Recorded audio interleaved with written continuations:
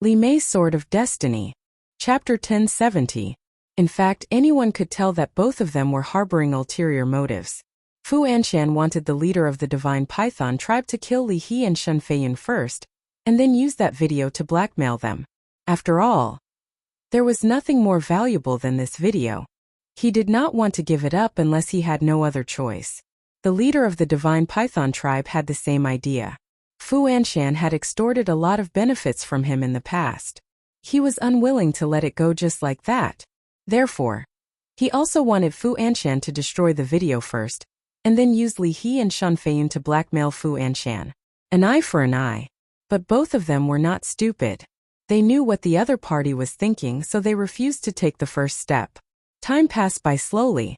Seeing that both of them refused to give in, the high priest said, "There's no point in this stalemate. Show your sincerity. Don't play any tricks." Fu Anshan was extremely annoyed. The leader of the Divine Python tribe was also unwilling. But now there seemed to be no other way. "Okay, we'll do as you say." In the end, Fu Anshan nodded first, because he could not afford to waste time. In 2 months, he would inherit the position of Deputy Pavilion Master. This was the opportunity he had been waiting for his whole life. If something were to happen during this period of time, then not only would everything he had done go down the drain, even his life would be in danger. The high priest said, "Then let's start the exchange." Fu Anshan glanced at the leader of the Divine Python tribe and turned to Yan Wei. "You go." "Yes." Yan Wei responded respectfully and flew towards the leader of the Divine Python tribe.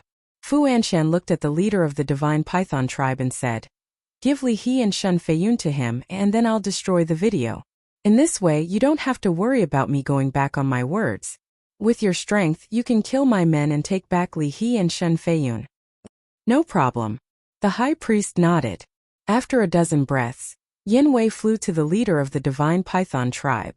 The high priest turned to look at the leader of the Divine Python tribe and persuaded, "Give it to him. Although Fu Anshan extorted us before, that's all in the past. Now everyone is happy. This is the best ending." "Damn it." The chief of the Divine Python tribe cursed inwardly. He raised his head and looked at Fu Anshan saying, "I promise you, but I have a condition. You must crush the image crystal." The images were stored in the image crystal.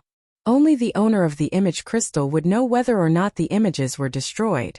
The chief of the Divine Python tribe was worried that although Fu Anshan said that he had destroyed it, he hadn't. Therefore he asked Fu Anshan to crush the image crystal.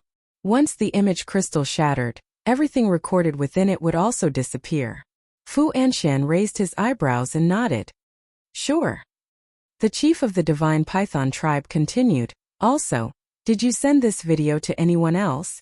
The recorded images could be transmitted to others through the image crystal." "No." Fu Anshan shook his head. "How do you prove it?" The chief of the Divine Python tribe said. Fu Anshan said angrily, "How do you want me to prove it? If I say there isn't, then there definitely isn't. Can you stop wasting time?" "I don't believe he did. Because if he really did send it to someone else, he would have destroyed the video without saying a word. He wouldn't have schemed with you for so long." The high priest said in a low voice. The chief of the Divine Python tribe thought about it and felt that it made sense. Then, he handed the two over to Yan Wei. "Woo woo." The two turned to look at the chief of the Divine Python tribe and the high priest, roaring crazily, their eyes full of pleading. However, the couple only glanced at them coldly, then looked up at the image crystal in Fu Anshan's hand. Their parents were right in front of them, but they couldn't tell the truth. What could be more desperate than this? Both of their faces were ashen as they trembled in fear. Yan Wei turned around, grabbed their heads with both hands, looked at Fu Anshan and said, "Lord, I'm ready." Fu Anshan glanced at the chief of the Divine Python tribe and his wife, then nodded at Yan Wei. At the same time, one of them crushed the image crystal while the other crushed Peiyu's and the other's heads. After crushing their heads, Yan Wei immediately unleashed his maximum speed, like a bolt of lightning, rushing towards Fu Anshan. Fu Anshan also immediately raised his other hand, and a teleportation door flew out from his palm, instantly opening. When the teleportation door opened, Yan Wei also flew in front of Fu Anshan. After all, Yan Wei was now a warlord. and his speed was much faster than before. Then, the two of them ran in without looking back. Obviously Fu Anshan had already prepared the teleportation door, afraid that the chief of the Divine Python tribe would attack him. The chief and his wife of the Divine Python tribe did not expect this. By the time they reacted, the two of them had already disappeared without a trace. Scoundrel! Looking at the teleportation door that disappeared, the chief of the Divine Python tribe was full of contempt. The high priest said, "He has blackmailed us for so many years, naturally. He is worried that we will harm him. An ant-like character. If it weren't for this, I wouldn't even bother with him." The chief of the Divine Python tribe said disdainfully. The high priest shook his head and laughed. "No matter what, Fu Anshan's matter ends here. Now, only Ancestor Mu is left." Hearing this, the chief of the Divine Python tribe immediately raised his eyebrows and said, "Ancestor Mu is not someone Fu Anshan can compare to." "That's right. Although this kid is weak, he is very shrewd. Moreover, as the direct disciple of the chief tower master, he doesn't lack anything at all. It will be difficult to get him to destroy that video." The high priest was worried. The chief of the Divine Python tribe sneered. "It's impossible for there to be no weakness in this world. It's just that we don't know about it." "That's true." The high priest nodded. After pondering for a while he asked, "Do you want me to talk to him? Just take it as a test." The chief of the Divine Python tribe thought for a while and nodded. "Okay." The high priest said. "Then I'll go look for him tomorrow." "Okay." The chief of the Divine Python tribe nodded again, then opened the teleportation door, and the two of them walked in one after another. Black Wind Mountain quickly regained its peace. Qin Feiyong and the other three did not continue to hide and walked out of the forest. Li He asked, "She's going to look for you tomorrow. Do you want to meet her?" Qin Feiyong smiled and said, "Of course, because she'll definitely prepare a valuable meeting gift." "You're really a greedy brat." Li He rolled his eyes at him. Qin Feiyong did not feel that this was mocking at all. He chuckled and said, "It's a waste to reject something that's delivered to my door. Alright, I have to go back. You guys find a place to hide." "Okay." Li He and Shun Feiyun nodded. Qin Feiyong opened the teleportation door and was about to walk in, but suddenly, he slapped his head and said, "Right, I forgot something." "What is it?" The two of them were suspicious. However, Qin Feiyong did not look at them. Instead, he looked at Wu Yang. "What?" Wu Yang's eyelids twitched, and a strong sense of uneasiness rose in his heart. Qin Feiyong said telepathically, "Do you know? There's another advantage of the slavery seal, and that is that it can peek into your inner thoughts." "What?" Wu Yang's gaze trembled. There was actually such a thing? Then, didn't that mean that the thoughts that had appeared in his heart before were already known by this person? Suddenly, he quivered and hurriedly knelt on the ground, begging, "Senior Brother Mu, no, no, no, Master, spare me. I won't dare to do it again. I swear, I'll serve you wholeheartedly in the future. It's too late. You're already worthless." Qin Feiyong shook his head. With a thought, he directly erased Wu Yang's soul. Without even letting out a scream, Wu Yang fell to the ground dead. This sudden unforeseen event left Li He and Li Mu dumbstruck. This person is refining the blood demon pill, so he deserves to die. Seniors, farewell. Qin Feiyong said with cupped fists and turned to walk into the teleportation door. Blood demon pill. Li He and Shun Feiyun trembled and lowered their heads to look at Wu Yang's corpse. There was no other emotion except disgust. The person who refined this kind of medicinal pill was basically insane and deserved to be killed. Shun Feiyun looked up at the teleportation door and murmured, "He's calm, meticulous, and decisive. If he doesn't die, he'll definitely become someone great in the future." "That's right. Sooner or later, we'll have to look up to him." Li He nodded. There was only one such terrifying young man in the world. Calming Lake. On the island, the lush green grass swayed with the wind, exuding boundless vitality. Beautiful flowers bloomed one after another. The fragrance of the flowers was intoxicating. Colorful butterflies danced among the flowers like little fairies, lively and cute. The scenery here was mesmerizing and peaceful, like a paradise on earth. Swoosh! Qin Feiyong appeared out of thin air on the balcony of the second floor. Hands behind his back, He admired the beautiful scenery before him. If he could, he really wanted to live in a place like this forever without worries and killing. He wanted to live a peaceful life. You're back. How was it? The spirit serpent emperor jumped out from the house and coiled around Qin Feiyang's wrist. Qin Feiyang looked at it and smiled. It's all settled. The spirit serpent emperor said. Then I'll go to the castle to cultivate. Qin Feiyang hurriedly said, Don't. There's one more thing that I need you to do for me. What is it? The spirit serpent emperor looked at him suspiciously. 5-colored crystal. I can't go to the Tower Master's place every day. Moreover, the concealment technique can only be used for an hour at a time. So, I need you to help me keep an eye on him. Qin Feiyang said telepathically. No problem. The spirit serpent emperor agreed without hesitation. However, it wasn't done yet. Then what benefits will I get? Qin Feiyang's mouth twitched, and his face darkened. You've learned bad things from the white-eyed wolf. This has nothing to do with them. This time, the person guarding the Tower Master is not an ordinary person. It's the ruler of the Forgotten Continent. This is a very dangerous thing, you know? The spirit serpent emperor said.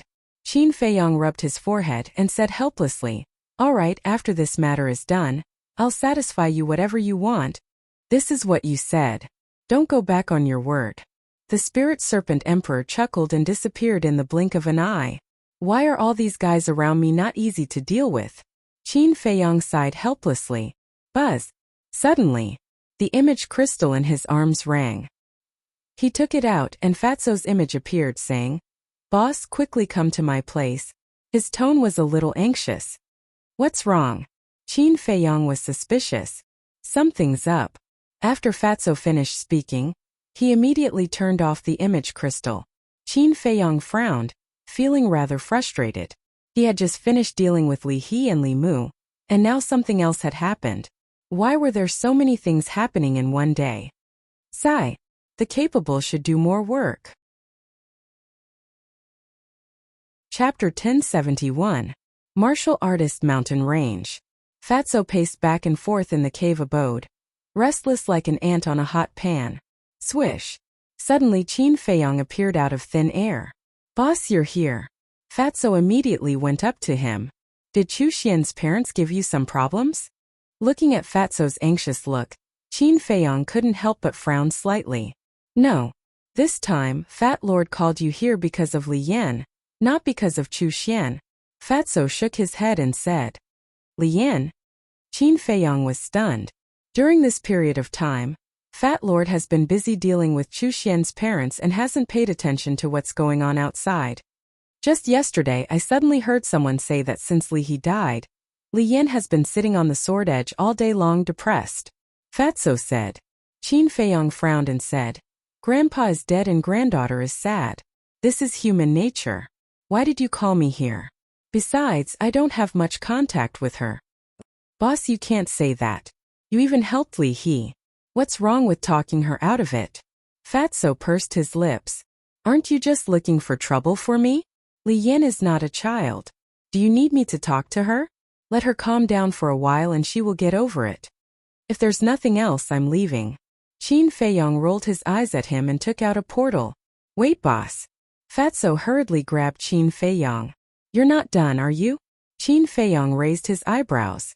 Fatso smiled awkwardly and quickly let go, saying, Okay, let's not talk about this.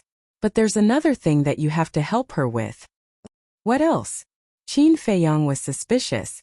Li He was the pillar of the Li family. Now that Li He is dead, the Li family will decline. As you know, Li Yan is quite beautiful and has many admirers pursuing her. But in the past, because of Li He, they didn't dare to act recklessly. But now, with Li He's death, some people have started to have ulterior motives. There were even people who directly threatened her, saying that if she didn't comply, they would deal with her Li family. Fatso said. Although the Li family has declined, a starving camel is still bigger than a horse. Who dares to threaten her like this? Qin Feiyang frowned. A lot. Most of them are from wealthy families, and one of them is the most arrogant. His name is Nie Xiaoyong, a disciple of the Saint Peak. He has another identity, the son of the Vajra tribe's chief. Fatso said with a hint of disgust in his eyes. Adamantine tribe? Qin Feiyang was suspicious. Don't look down on the Adamantine tribe because the Adamantine tribe is also one of the 9 super tribes. Moreover, their overall strength is ranked in the upper middle of the 9 super tribes. Fatso said. I see. Qin Feiyang nodded in realization and said with a smile, this is a good thing. What the hell? Fatso was stunned. As the son of a super tribe's chief, whether it is identity or status, Li Yin can't compare to him. If Li Yin can marry him, the Li family can be considered to have a meteoric rise. If this isn't a good thing, then what is? Qin Feiyang said with a smile. Boss, how can you be like this? Where did your righteous heart go? Are you still the boss that I know? Could it be that someone else is impersonating you? Fatso looked at Qin Feiyang in surprise. Scram. Qin Feiyang's face darkened and knocked Fatso's head hard, causing Fatso to grimace in pain. He endured the pain and said with a flattering smile, Boss, please help her. Qin Feiyang looked at him with a strange expression and said, why do you care so much about her? Don't tell me that you like her. Damn. Is Fat Lord the kind of person who loves every woman he sees? Fatso glared at him. Qin Feiyang looked at him and shook his head. No, but there must be a reason. He knew Fatso's character too well. He would never beg him for a woman he had only seen a few times. Hurt. Fatso's face was cloudy and uncertain. There really are other factors. Qin Feiyang raised the corner of his mouth and said lightly, if you don't want to say, then I'll go back. You can go by yourself. Don't. I'll say it. It's like this. Yesterday evening, I went to the Sword Peak to persuade her. After all, when Yin Wei and I were in the transaction pavilion, she took care of us a lot. When I arrived at the Sword Peak, I happened to see Nie Xiaoyong threatening her. I couldn't stand it, so I went to reason with him. In the end, Fatso couldn't continue. His face was full of embarrassment. In the end? Qin Feiyang was curious. The fatty stammered. When he saw Qin Feiyang take out another teleportation gate, he hurriedly said, in the end, he didn't say anything and slapped me a few times. He even threatened to cripple me if I meddled in his business again. Qin Feiyang was stunned. Looking at Fatso's chubby face, he teased, it's good to give you a few slaps. It'll help you lose weight. Boss, you're my brother. Your brother was beaten and you still say such things. You're too much. Fatso grumbled discontentedly. You deserve it. Is the disciple of the Saint Peak someone you can provoke? What's more, he's a direct descendant of a super tribe. Qin Feiyang said expressionlessly. But this was not the point. What angered him the most was that this damn Fatso actually tricked him. He said that he was helping Li Yin, but in fact he was helping himself. Boss, I was wrong. I shouldn't have tricked you. Please help me. If I don't vent my anger, I really can't feel at ease. Fatso looked at him pitifully. Qin Feiyang rolled his eyes at him and sneered. You have to look at the owner before beating a dog. He clearly knows that you're my person, yet he still dares to touch you. He's looking down on me too much. Don't worry, I'll definitely help you get back your face. Thank you, boss. Fatso was overjoyed. As long as the boss took action, the disciples of the Saint Peak and the direct descendant of a super tribe were all small fry. No. Suddenly, he looked at Qin Feiyang angrily and said, Boss, what do you mean? You have to look at the owner before you hit a dog? Is Fat Lord's position in your heart only like this? Qin Feiyang's face stiffened. In all honesty, he had never thought of it that way. It was purely a habit. He looked at Fatso and pretended to be stupid. Did I say that? Nonsense, Lord Fatty's ears aren't deaf. Fatso roared. Okay, it's just a slip of the tongue. Don't take it to heart. I'll apologize to you, okay? Qin Feiyang smiled embarrassedly. Knowing that he was pretending to be stupid, couldn't he give him a way out? Humph, if an apology is useful, what's the use of justice? Fatty didn't want to let go of the fact that he was in the right. Then what do you want? Qin Feiyang was helpless. It was really as the saying goes, trouble comes from the mouth. Fatso thought for a moment and laughed. Fat Lord can forgive you, but you have to promise me that you will cripple that Nie Xiaoyong. Alright. Isn't he just a playboy? If I cripple him, what can the Vajra tribe do to me? Qin Feiyang nodded without hesitation. Fatso was so happy that he couldn't close his mouth and urged, "Then let's go, I just received news that he went to harass Li Yan again."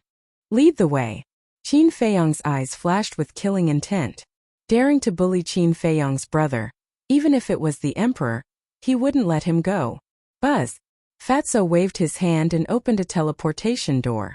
The two of them rushed in one after another. At the same time, Sword Edge.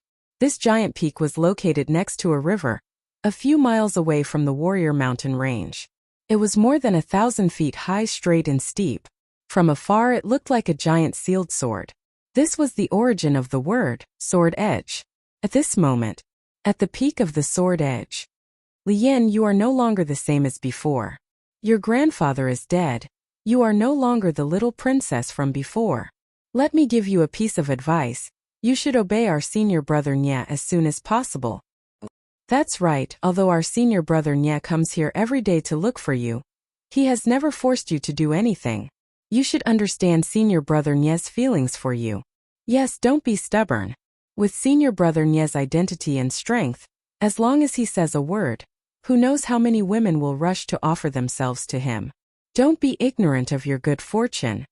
More than a dozen young men stood together and talked non-stop. In front of these people there was a young man in purple.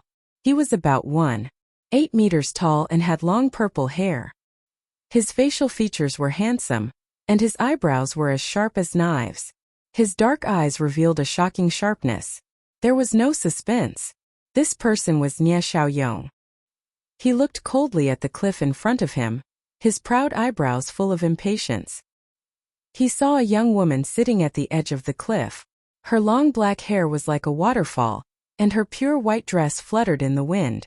Her exquisite facial features and tender skin were like a masterpiece of the heavens, perfect and flawless.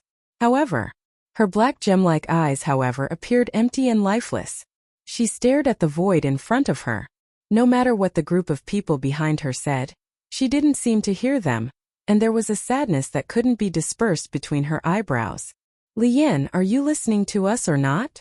I'm telling you, don't be ungrateful. As a person, his patience will be worn out by you." The group of people shouted with righteous indignation. Li Yan still turned a deaf ear, and her eyes were dim. Nye Xiaoyong looked at Li Yan, and the annoyance on his face became more and more obvious. Suddenly, a touch of hostility flashed in his eyes. He raised his hand and grabbed in the air. His saint power roared and forcibly pulled Li Yan in front of him. Then, Nye Xiaoyong grabbed Li Yan's hair and pulled it down hard. Li Yan's pale face suddenly looked up at him. Nye Xiaoyong greedily glanced at Li Yan's chest, then looked into Li Yan's eyes and said sternly, "I'm telling you, don't challenge my patience again." However, Li Yan neither struggled nor said anything. She just looked at him in disgust. The anger in Nye Xiaoyong's heart became more and more uncontrollable.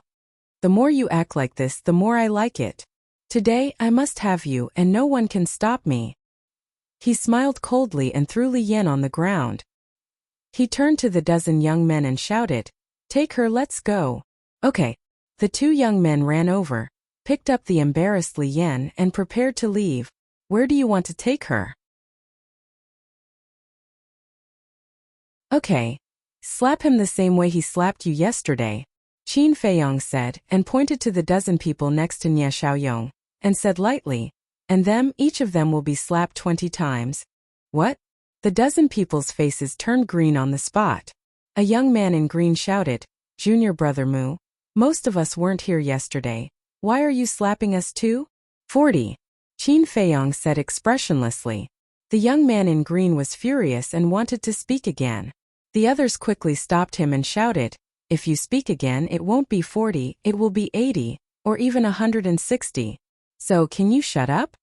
The young man in green felt wronged. He was fighting for the injustice for everyone, but in the end he was blamed by everyone. Did they have a conscience?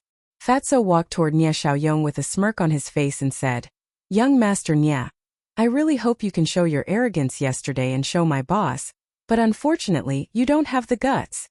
Humiliation. What a blatant humiliation. Nye Xiaoyong clenched his hands and looked at Qin Feiyong saying, "You'd better think it through." Slap. Qin Feiyong said. Fatso immediately raised his arm and slapped Nye Xiaoyong's face. A bright red palm print immediately appeared. Nie Xiaoyong was stunned. He actually slapped him? He shouted in exasperation. Ancestor Mu, my big brother is one of the 3 kings of the Saint Peak. If you dare to touch me, even if you are the direct disciple of the chief tower master, you won't have a good ending. One of the 3 kings of the Saint Peak? Qin Feiyong was stunned. Seeing this, the other dozen people thought that Qin Feiyong was a little timid and became arrogant. That's right.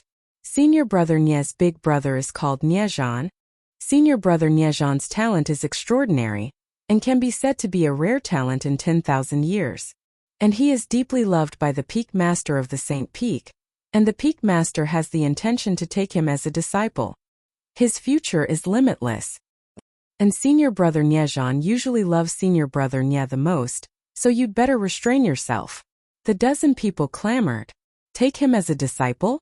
Qin Feiyong raised the corner of his mouth and said with a smile, so what? Your Peak Master of the Saint Peak is my future father-in-law? Wang Yuer's father was the Peak Master of the Saint Peak. Everyone was stunned. That's right. This person was already engaged to Wang Yuer, and was considered a family with the Peak Master of the Saint Peak. Even if they made a big fuss, the Peak Master of the Saint Peak would definitely help his own family. What's more, this matter was originally their fault. Senior brother Mu, we were wrong. Please let us go this time.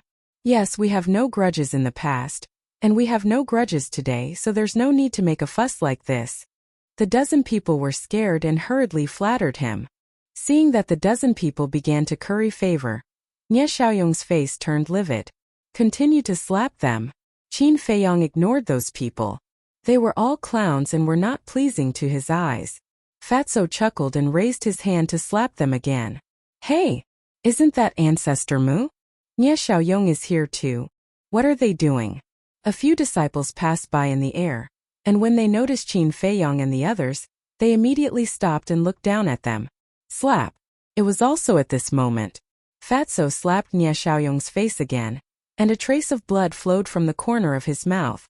What? He actually slapped Nie Xiaoyong. The disciples in the air were stunned.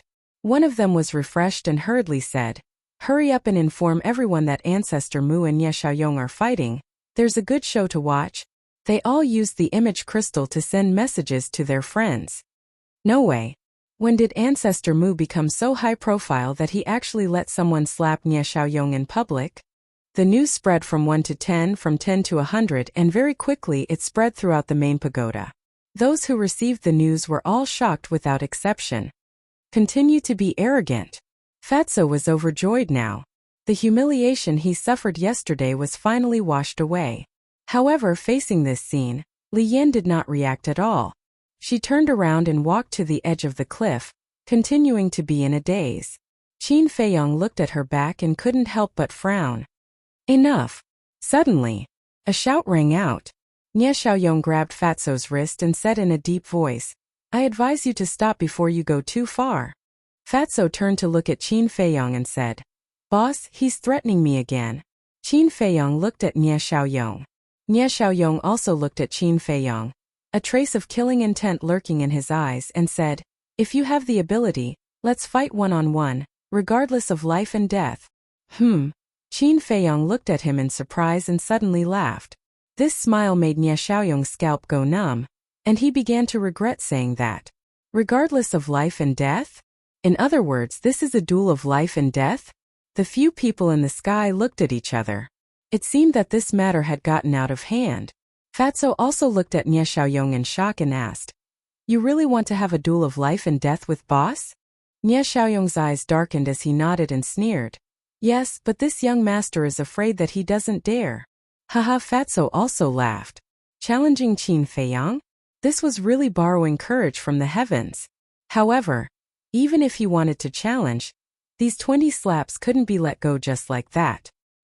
He suddenly raised his other arm and slapped towards Nie Xiaoyong's face again. You're courting death. The killing intent in Nie Xiaoyong's eyes was no longer concealed. You're the one who's courting death. At the same time, Qin Feiyong also moved. Like a ghost, he landed in front of Nie Xiaoyong. His palm was like a blade as battle chi gushed out and directly entered Nie Xiaoyong's lower abdomen. Nie Xiaoyong immediately knelt on the ground and screamed in pain. Qin Feiyong retracted his palm and shook off the blood on his hand. He turned to look at Fatso and said indifferently, "As you wish, you're crippled. Now you can do whatever you want. Boss is still the best." Fatso smiled flatteringly and stepped forward to punch and kick Nie Xiaoyong. "Ancestor Mu, you despicable person, you actually sneak attacked me when I wasn't paying attention." With his Qi crippled, even if Nie Xiaoyong was a 3-star battle saint, he had no power to resist. He could only let Fatso destroy him as he howled in pain. "Despicable person? You knew that I was here to cause trouble for you, yet you didn't take any precautions. Aren't you stupid? Also, fighting one-on-one with a hedonistic scum like you is purely a waste of time." Qin Feiyong shook his head and smiled. He walked to Li Yan's side and looked at her pale face. His lips moved, but in the end, he swallowed the words that were about to come out of his mouth and lowered his head to look at the river below. For a moment, only Fatso's arrogant voice and Nie Xiaoyong's screams could be heard. Swish! Soon, figures continued to appear in the sky. They were all disciples of the main pagoda. Even some disciples of the Holy Lands came after hearing the news. He actually crippled Nie Xiaoyong's qi. Isn't that too cruel? Yes, our main pagoda has a rule that disciples are not allowed to fight in private. Even if he is the direct disciple of the main pagoda lord, he can't violate it. Someone said with dissatisfaction. I don't agree with this. If Nie Xiaoyong never harassed Li Yan, would this have happened? Speaking of which, he only has himself to blame for this. That's right. Senior brother Mu is punishing evil and upholding justice. We should support him. There were also people who supported Qin Feiyong. Aya, it's so lively. At this moment, accompanied by a strange laughter, a purple-clothed youth broke through the sky and landed beside Qin Feiyong. This voice. Chapter 1073. The purple-clothed youth snickered. I was worried that you would be alone in the main pagoda, isolated and helpless. That's why I came back to help you. Then shouldn't I thank you? Qin Feiyong sneered. The purple-clothed youth said, If you really want to thank me, I will accept it. Qin Feiyong coldly glanced at the purple-clothed youth, then continued to look at the river below, his eyes flickering. Awesome. At this time, Fatso finally stopped, looking at Nie Xiaoyong, who was like a dead dog. His fat face was full of pleasure. Then, he looked at the other dozen people and shouted, Line up for me one by one. The group of people's faces were ashen. They were all disciples of the sacred land. Usually, in front of ordinary disciples, they were high and mighty monarchs, and no one dared to disobey them. But now they had actually fallen to this point, being bullied by an ordinary disciple in public. How could they raise their heads in the main pagoda in the future? But they didn't dare to resist, because there was a fierce person watching from the side. They glanced at Qin Feiyong, and with a heart full of humiliation, they obediently lined up and went up one by one to be slapped in the face. Pa!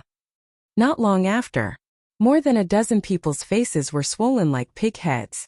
The people in the sky looked at each other in dismay. As the saying goes, don't hit people in the face. But this damn Fatso, he didn't hit anywhere but the face. Wasn't this deliberately embarrassing the disciples of the sacred land? If you let me know in the future that you came to harass Li Yan, then it won't be as simple as today. Scram. Qin Feiyong said without turning his head. Yes. The group of people nodded repeatedly, terrified, and then took Nie Xiaoyong and left in a sorry state. The direct disciple of the chief pagoda master is indeed different. Isn't that so? If it were someone else causing trouble here, those law enforcement elders and deacon elders would have come long ago. Regardless of whether you are reasonable or not, they would beat you up first. But now look which law enforcement elder is here. They are all playing dumb, not wanting to offend this person. The crowd in the sky whispered secretly. Fatso looked up at those people and shouted, Do you all have nothing to do?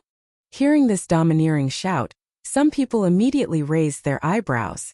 They were either members of famous clans, super tribes, or disciples of the Holy Lands. Who would dare to scold them like this? But when they saw Qin Feiyong standing at the edge of the cliff, they chose to swallow their anger and left. Very soon, only Qin Feiyong, Li Yan, Fatso, and the purple-clothed youth were left in this place. Alas! After a long time, Qin Feiyong sighed softly. He turned to Li Yan and said, I understand your current feelings, but what's the point of doing this? I'm sure your grandfather wouldn't want to see you like this. Then what should I do? Laughing heartlessly? I can't do it. Li Yan murmured. Qin Feiyong said, you need to have the courage to face it. If you can't even bear this blow, how can you face more brutal blows in the future? After all, life is unpredictable, and anything can happen. Li Yan was silent. Qin Feiyong looked at her for a while and simply ignored it.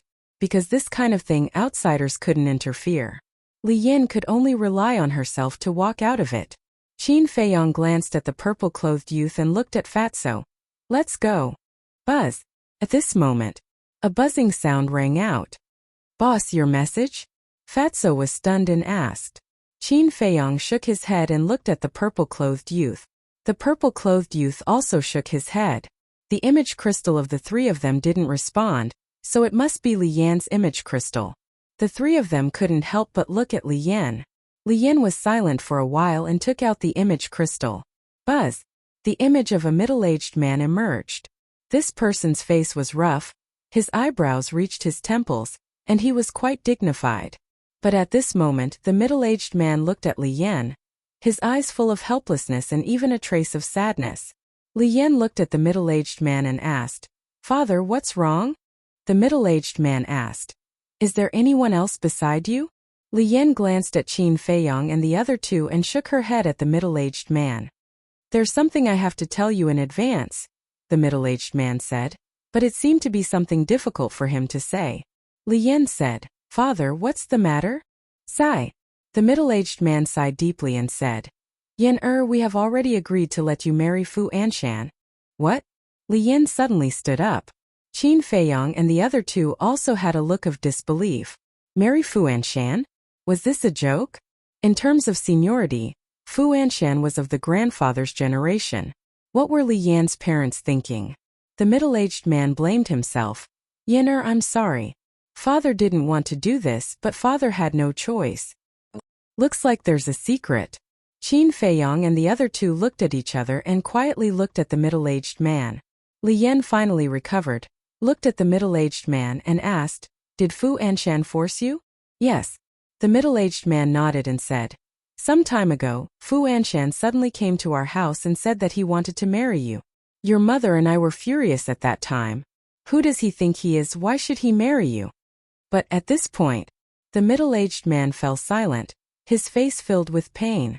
Father, don't say any more. I know, he must have threatened you and your mother. There's nothing we can do about it. Without grandfather, our family has already declined. Li Yan shook her head and smiled, but her face was as pale as paper. I'm sorry, it's my father's incompetence. Originally, your mother and I didn't agree to it even if we were beaten to death. But the elders in our clan chose to give up on you for the future of the Li family. They even threatened that if your mother and I continued to protect you, not only would they join forces to abolish me as the patriarch, but they would also expel us from the family. Yan this family was single-handedly built by your grandfather. Father can't just give it to them for free. Can you forgive your father? The middle-aged man said. Li Yan laughed. Your daughter can understand, father. You don't have to blame yourself anymore. Thank you. The middle-aged man said gratefully. Then when will you come back? Your mother and I both hope to have a good time with you before you get married. Li Yan pondered for a moment and said, After a while, your daughter doesn't want to see that group of mercenary elders right now. All right. The middle-aged man did not force her, and the shadow quickly dissipated. Li Yan put away the image crystal and turned to look at Qin Feiyong and the other two, and said self-deprecatingly, I didn't expect that after grandfather died, my Li family would become so unbearable, to actually let me marry an old man. If you want to laugh, laugh.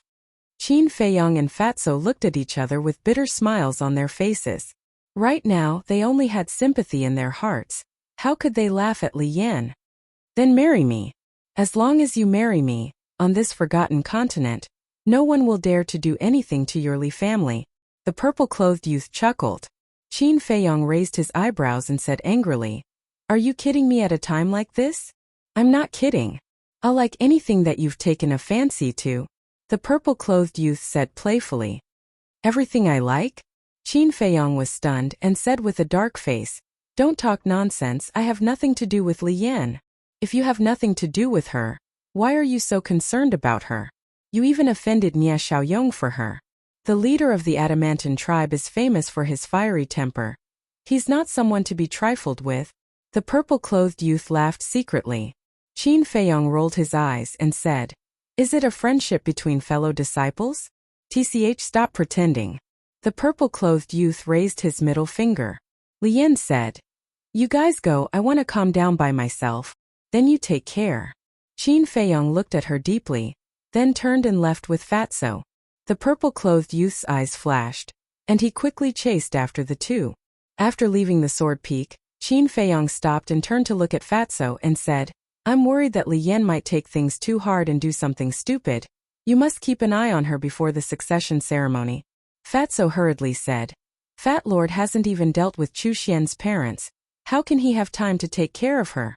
Qin Feiyong said helplessly, let's put Chu Xian's matter aside for now. If Li Yan really does something stupid, Li He will kill me. Li He? The purple-clothed youth was stunned and said suspiciously, isn't Li He dead? Qin Feiyong ignored him and looked at Fatso.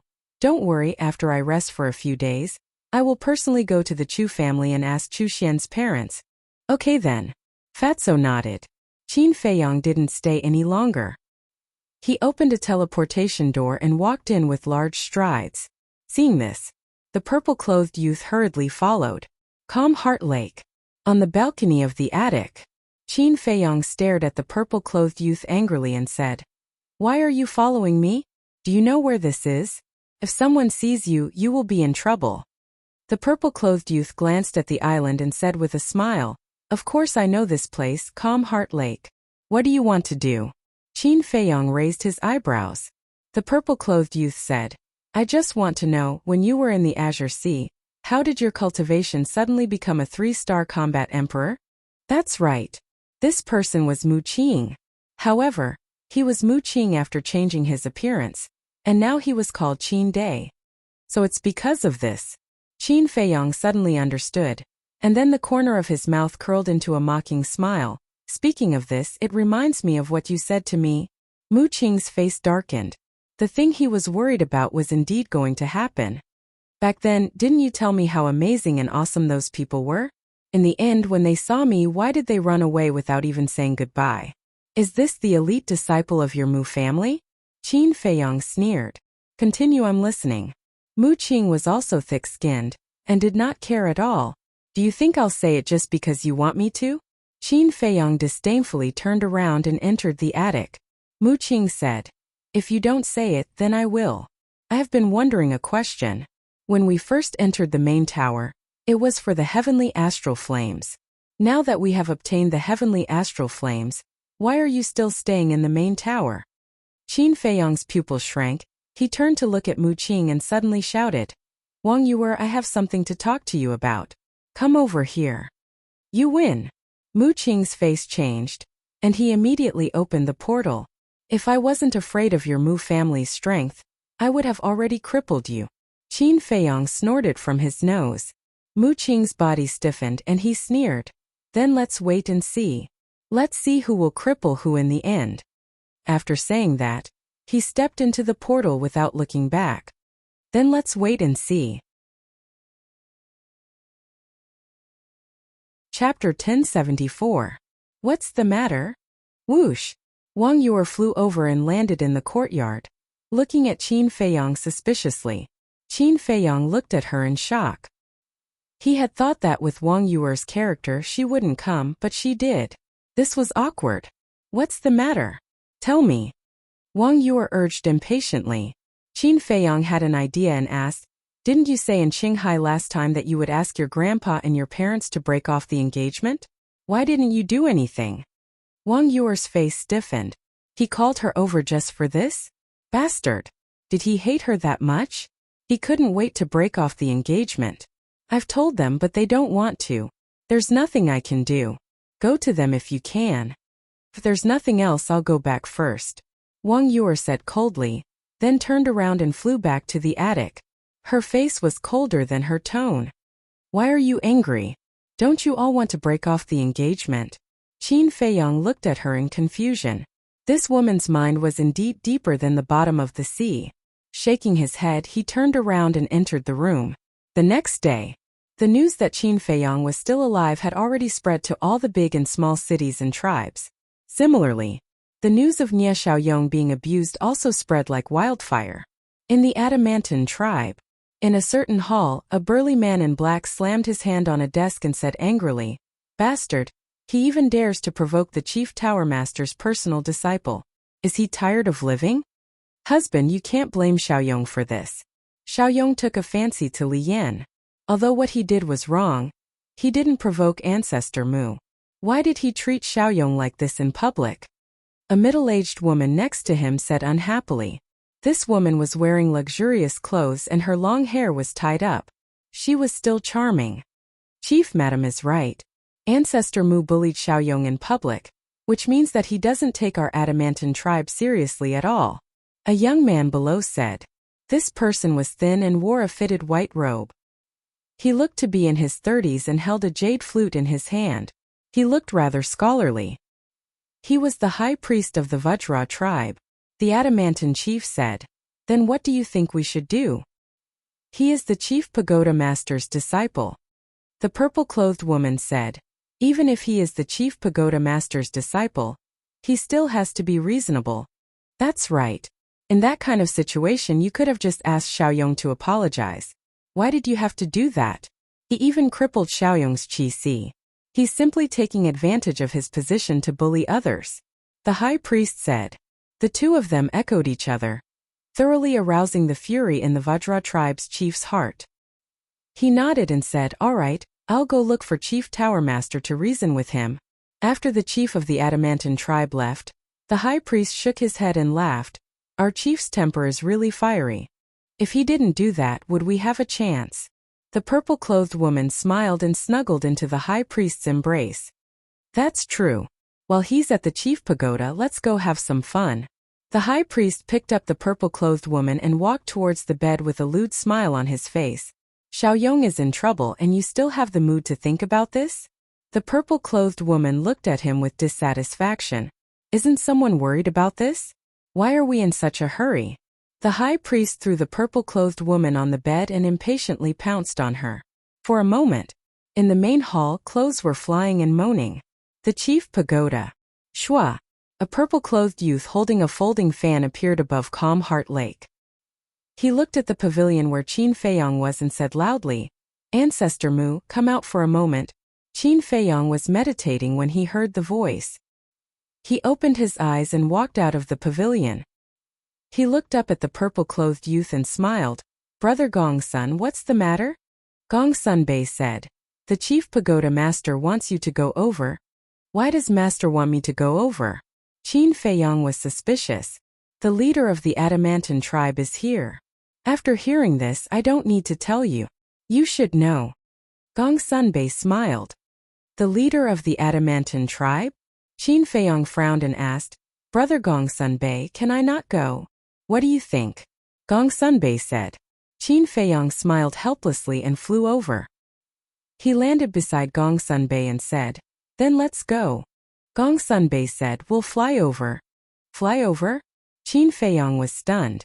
Wasn't there a portal? Flying over would be a waste of time. Gongsun Bei looked at Qin Feiyong and smiled. "I want to take the opportunity to talk to you." "Talk about what?" Qin Feiyong asked with a smile. "Let's talk as we walk." Gongsun Bei smiled and flew towards the chief pagoda master's courtyard. Qin Feiyong followed behind him suspiciously. However, after flying for a long time, Gongsun Bei didn't say anything. He just silently flew forward. Qin Feiyong frowned and said, "Brother Gongsun Bei, if you have anything to say, just say it. Don't be afraid." Gongsun Bei shook his head and smiled. "I'm not only the chief pagoda master's disciple, but also the temple master of the Oracle Temple. What's there to be afraid of?" "Then you..." Qin Feiyong looked at him in confusion. Gongsun Bei said, "Did anything happen when you entered Qinghai? How do you want me to answer that?" Qin Feiyong smiled bitterly and said, "Anyway, a lot of things happened. Gong Sunbei said. Then is there anything about the chief pagoda master? Qin Feiyong's pupil shrank as he looked at Gong Sunbei in surprise. Why did this sound strange? Gong Sunbei turned his head and looked at Qin Feiyong's expression. His eyes flashed with an inexplicable light. Then he looked back and smiled. Actually, I'm the same kind of person as you. What do you mean? Qin Feiyong was even more surprised. However, Gong Sunbei didn't explain. He smiled faintly and said, in the future, no matter what happens or who you meet, you have to be careful. Qin Feiyong's heart skipped a beat. What was this person hinting at? Gong Sunbei still didn't give any explanation. He said, I have something to ask you. Do you know where your parents went? The day you came back from Qinghai, I went to look for them and found that they had already left. I don't know. My parents are a pair of wild cranes. They never tell me where they go, and they won't stay in the same place for too long. Qin Feiyong shook his head. Can you contact them? Gong Sunbei asked. Qin Feiyong smiled bitterly and said, I'm not afraid of brother Gongsun laughing at me, but I didn't establish a contract with them. Why? You're their family. Gong Sunbei was surprised. Yes, family. But they always said that they don't want a good-for-nothing son like me. They also said that I'm not allowed to mention them outside, and I'm not allowed to ask them for help if I encounter any problems. I even suspect that I'm not their biological son. Qin Feiyong said helplessly. You're thinking too much. They should be doing this to let you grow up independently. After all, most children nowadays grow up under the care of their parents. It's hard to become a big deal if you're spoiled. Gong Sunbei said. Is that so? Qin Feiyong showed a look of doubt. Whether that's the case or not, you'll know when you ask them in the future. Gong Sunbei smiled and said, in fact, to be honest, I envy your parents. Envy them for what? Qin Feiyong asked.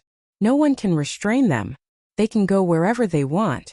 It's easy and carefree. Gong Sunbei smiled with a trace of yearning in his eyes. Qin Feiyong said, Brother Gong Sunbei can do it too. Me? Gong Sunbei shook his head and smiled. Some people, some things, once they take the first step, it's difficult to get away. In fact, it's better to live a simple life. Some people, some things. Qin Feiyong was silent. What was Gong Sunbei hinting at? What kind of secret was he hiding in his heart? Gong Sunbei had always given him the impression that he was a strong, smart, and capable person. But now he suddenly realized that there was another side to Gong Sunbei besides these things on the surface. Melancholy. Desire. Qin Feiyong said, Brother Gong Sunbei, I have a question that I've always wanted to ask you, but I don't know if I should ask. We're all on the same side. What's there to worry about? Just ask. Gong Sunbei said, You're also Master's disciple, but why have I never heard you call him Master? You always call him Lord? Qin Feiyong wondered. Haven't I already finished my apprenticeship? If I still call him Master, others will gossip behind his back. Gong Sunbei smiled. Is that so? Qin Feiyong was doubtful. Although Gong Sunbei had finished his apprenticeship, he was still a disciple of the Chief Tower Master. Besides, with Gong Sunbei's strength and status in the Chief Tower, who dared to gossip behind his back? However, Gong Sunbei did not continue to discuss this topic. He smiled and said, Tell me what happened in Qinghai. I'm very interested. Okay. Qin Feiyong nodded and told him one by one. But what he said was what young Master Hao and Wang Yu also knew. As for the other things, he chose to hide them.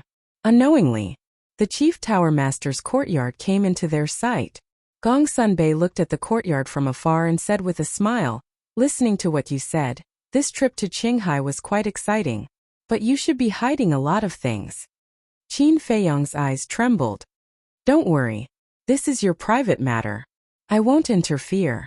But you have to remember that there are some things that you must remember not to talk about. You must rot in your stomach. Gong Sunbei stopped and turned to look at Qin Feiyong. The smile on his face disappeared, and he looked very serious. Qin Feiyong's eyes narrowed, and he nodded and said, Understood. Then let's go. Gong Sunbei smiled and waved his hand. He landed in front of the courtyard with Qin Feiyong and said respectfully, My lord, I've brought Ancestor Mu. Greetings, Master. Qin Feiyong also bowed. The chief tower master was sitting in the pavilion. There was a pot of tea and 2 teacups on the stone table. Opposite the chief tower master sat a burly man. It was the chief of the Adamantine tribe. "Come in," Chief Pagoda Master said with a smile as he looked at Qin Feiyang. "Yes." Chapter 1075. After entering the pavilion, Gong Sunbei stood respectfully behind the Chief Pagoda Master and remained silent. Qin Feiyang stood in front of the Chief Pagoda Master and bowed. "May I ask why Master called this disciple here?" The Chief Pagoda Master pointed at the Adamantine tribe's leader and smiled. "This is the leader of the Adamantine tribe." Qin Feiyang pretended to be surprised and looked at the Adamantine tribe's leader. He cupped his hands and said, "Greetings, senior." The Adamantine tribe's leader nodded expressionlessly. He seemed to be very dissatisfied with Qin Feiyang. As the saying goes, like father like son, Nie Xiaoyong was a beast in human clothing. Presumably, this Adamantine tribe's leader was also not a good person. Qin Feiyang was too lazy to pay attention to such a person. He turned his head and looked suspiciously at the Chief Pagoda Master. The Chief Pagoda Master said, "This time, the Adamantine tribe's leader came for Nie Xiaoyong."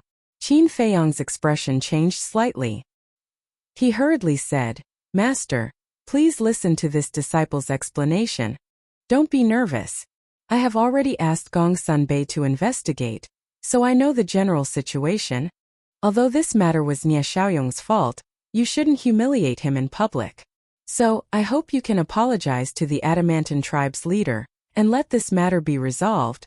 The Chief Pagoda Master smiled. "Apologize?" Qin Feiyang frowned. The Chief Pagoda Master said, "You don't even listen to your master's words? This disciple doesn't dare." Qin Feiyang hurriedly shook his head, then turned to the Adamantine tribe's leader and was about to speak. But at this moment, the Adamantine tribe's leader coldly snorted, "Apologizing is already letting you off easy." Hearing this, Gong Sunbei, who was standing behind the Chief Pagoda Master, raised his eyebrows slightly. He seemed a little uncomfortable. Qin Feiyang was also unhappy. He bowed his head and apologized purely because of the Chief Pagoda Master's order. He didn't expect the Adamantine tribe's leader to take advantage of him. He decisively took back the words on the tip of his tongue and turned to the Chief Pagoda Master. "Master, this disciple didn't do anything wrong. Why should I apologize to him?" The Adamantine tribe's leader's face was filled with anger. The Chief Tower Master frowned. Gong Sunbei's eyes flashed. He cupped his hands and said, "Sir, Ancestor Mu is doing this to protect the reputation of our main tower." "What do you mean?" Chief Pagoda Master asked. "Think about it. If Ancestor Mu doesn't come forward to teach Nie Xiaoyong a lesson, then once this matter spreads out, people will definitely criticize us. They will say that our main pagoda is biased towards the juniors of super tribes.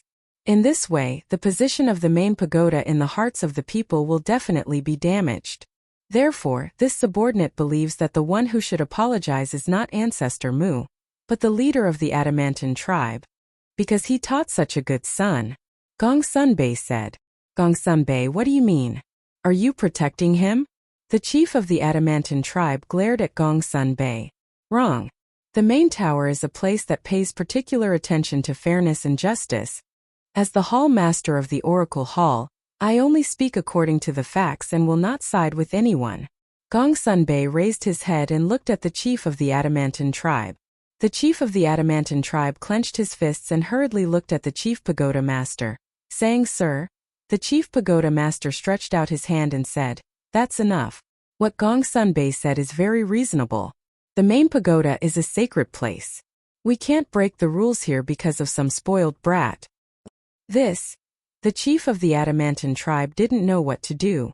The Chief Pagoda Master raised his teacup and took a sip as he sighed. "Don't hold on to it. If I really made Ancestor Mu apologize to you, it would only make your son even more arrogant. In the future, things will get out of hand. My main pagoda doesn't welcome such a person." The last sentence could be said to have a profound meaning. Yes. The chief of the Adamantine tribe's eyes trembled as he hurriedly agreed. As the chief of a super tribe, how could he not understand the meaning of these words? If Nie Xiaoyong didn't restrain himself, he would most likely be kicked out of the main pagoda.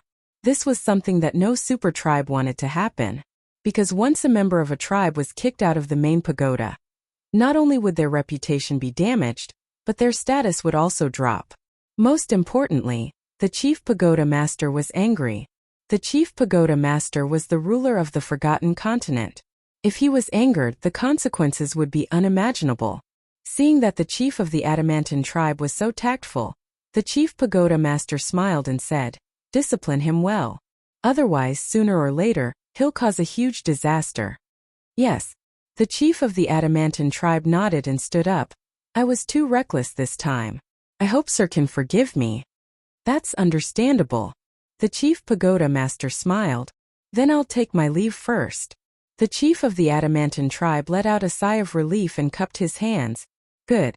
The chief pagoda master nodded. Qin Feiyong looked at the chief of the Adamantine tribe and said indifferently, "You want to leave already? You still haven't apologized to me." The chief of the Adamantine tribe was about to explode in anger, but when he saw Gong Sunbei and the chief pagoda master, he immediately suppressed his anger and cupped his hands, saying, "I'm sorry. It's my fault for not teaching my son properly and causing you trouble. Please forgive me." Qin Feiyong chuckled, "That's more like it. Take care I won't see you out." The chief of the Adamantine tribe gloomily glanced at him, opened the portal, and walked in with a stomach full of anger. He originally wanted to settle accounts with Qin Feiyong, but in the end, he had to apologize to Qin Feiyong. What was going on? This trip was really frustrating. When the portal disappeared, Qin Feiyong looked at the chief pagoda master and complained, "Master, why did you bother with such a person? I also didn't want to bother with him, but for better or worse, he's the chief of the Adamantine tribe. I have to give him some face, right? But I didn't expect him to say such words when you were apologizing. He really doesn't know how to have self-respect." The chief pagoda master shook his head and smiled. Gong Sunbei coldly snorted, "These people are just like that. Show them some face and they think they're awesome. They don't even know who they're in front of." The chief pagoda master chuckled and looked at Qin Feiyong, saying, "But remember to restrain yourself in the future. Otherwise, people will say that I'm partial to you." "Disciple will remember," Qin Feiyong replied. "All right, you can go back." The chief pagoda master waved his hand. "Disciple will take his leave." Qin Feiyong bowed and saluted, then turned around and left. After watching Qin Feiyong leave, the chief pagoda master asked without turning his head, "Did you ask where his parents are now?" "Yes." "You don't know where they are." Gong Sunbei briefly explained the situation at the time. "There are actually such parents in this world. There really are all kinds of strange things. Fine, let's put this matter aside for now. Now help me do something else. Remove the spies that the other tribes placed in my chief pagoda." The chief pagoda master's tone was filled with killing intent. Gong Sunbei was surprised. The chief pagoda master said, "Are you thinking that doing this might cause the other tribes to be dissatisfied?" "Not possibly, they'll definitely be dissatisfied." Gong Sunbei said, "I want them to be dissatisfied and I want them to be afraid. I want them to know that I don't usually care. Not because I'm stupid, but because I'm too lazy to care."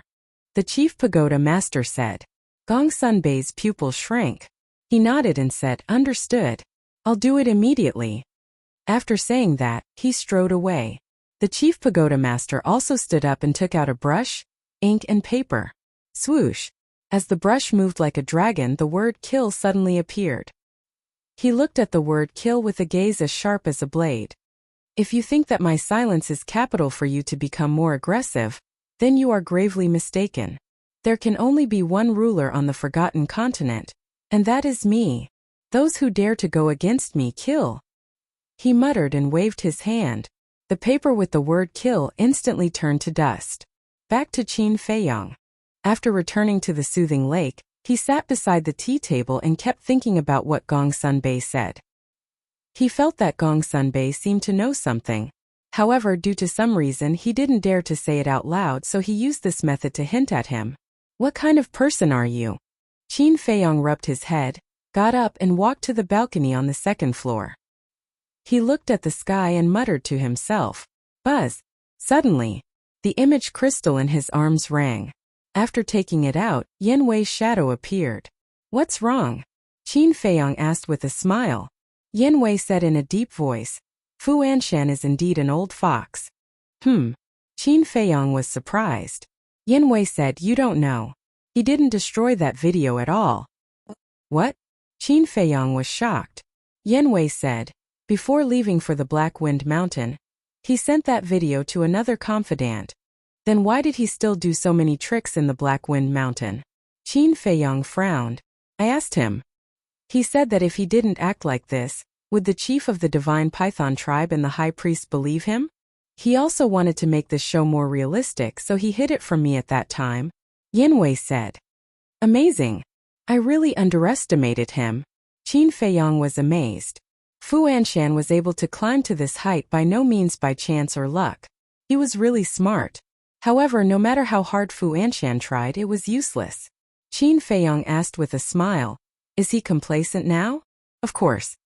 He also said that compared to him, the chief of the Divine Python tribe is the difference between an idiot and a genius. Yin Wei nodded and said with a smile. Then let him be happy first. The happier he is now, the harder he will cry in the future. Qin Feiyong smiled and asked, is there anything else?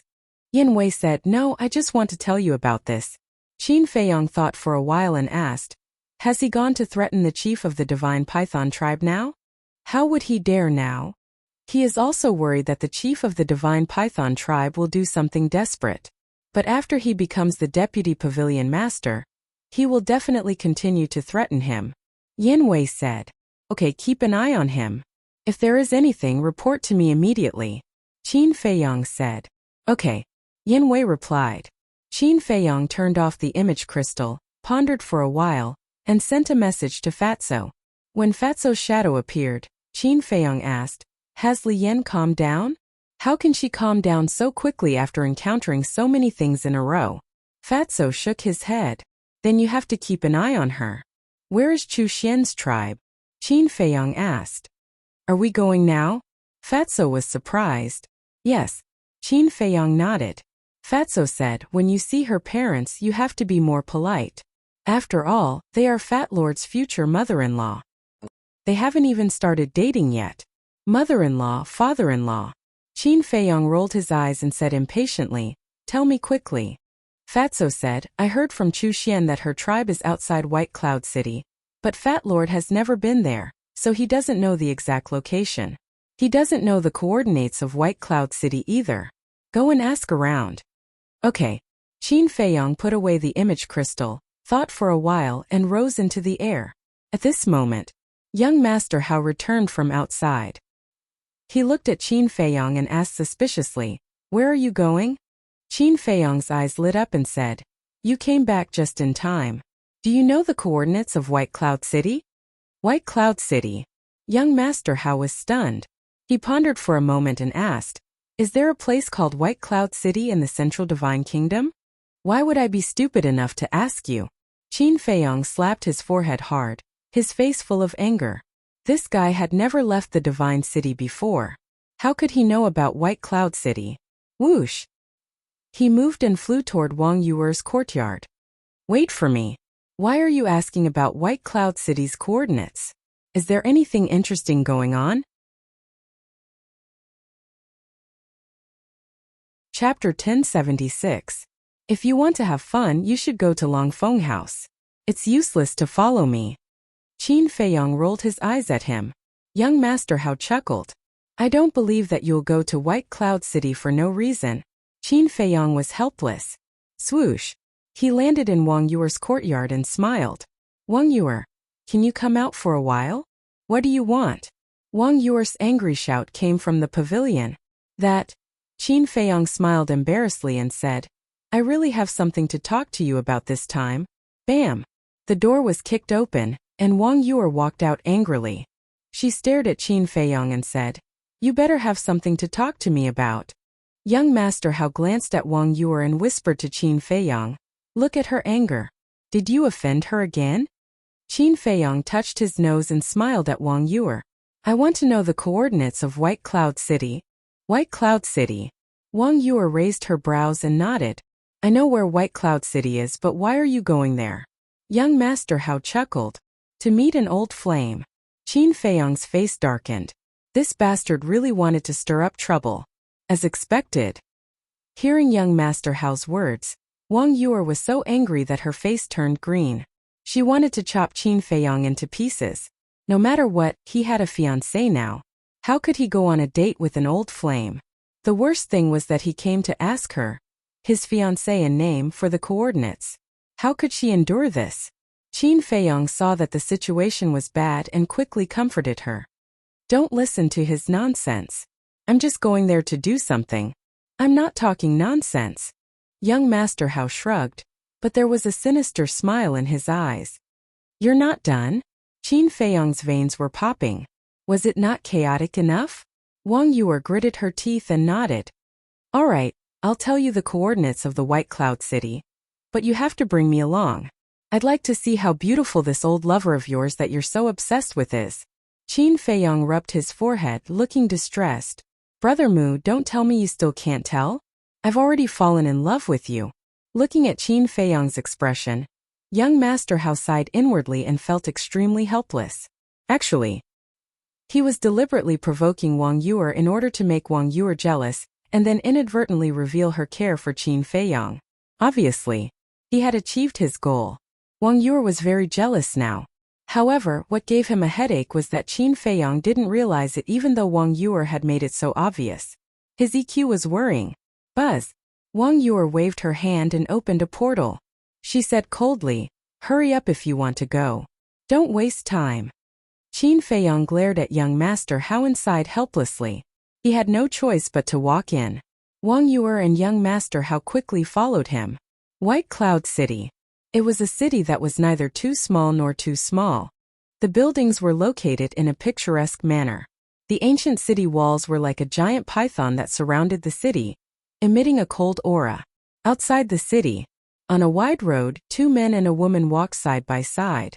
The 3 of them looked like companions, but none of them spoke. The atmosphere was very unfriendly. It was Qin Feiyong and the other 2. However, they had all changed their appearances and concealed their cultivation level. As the White Cloud City was not as remote as Qinghai City and the 3 of them had extraordinary identities, they would be easily recognized and would definitely cause a commotion. Qin Feiyong had disguised himself as a muscular young man. He glanced at Wang Yuer, whose face was as cold as ice, and felt a throbbing pain in his head. Well, I'd like to explain. After hesitating for a while, he finally decided to tell Wang Yuer the purpose of his trip to the White Cloud City, this time to prevent the misunderstanding from worsening. Who am I to you? Do you need to explain to me? However, before Qin Feiyong could speak, Wang Yuer said coldly, all right, I'm too lazy to waste my breath. Qin Feiyong was also angry. Why was this woman so unreasonable? Sigh. Looking at the 2 of them arguing, young Master Hao shook his head helplessly.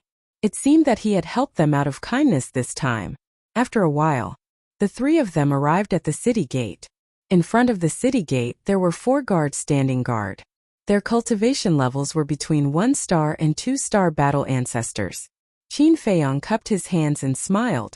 Brothers, may I know how to get to the Chu family? Chu family? The 4 of them looked at each other in confusion. One of them asked which Chu family?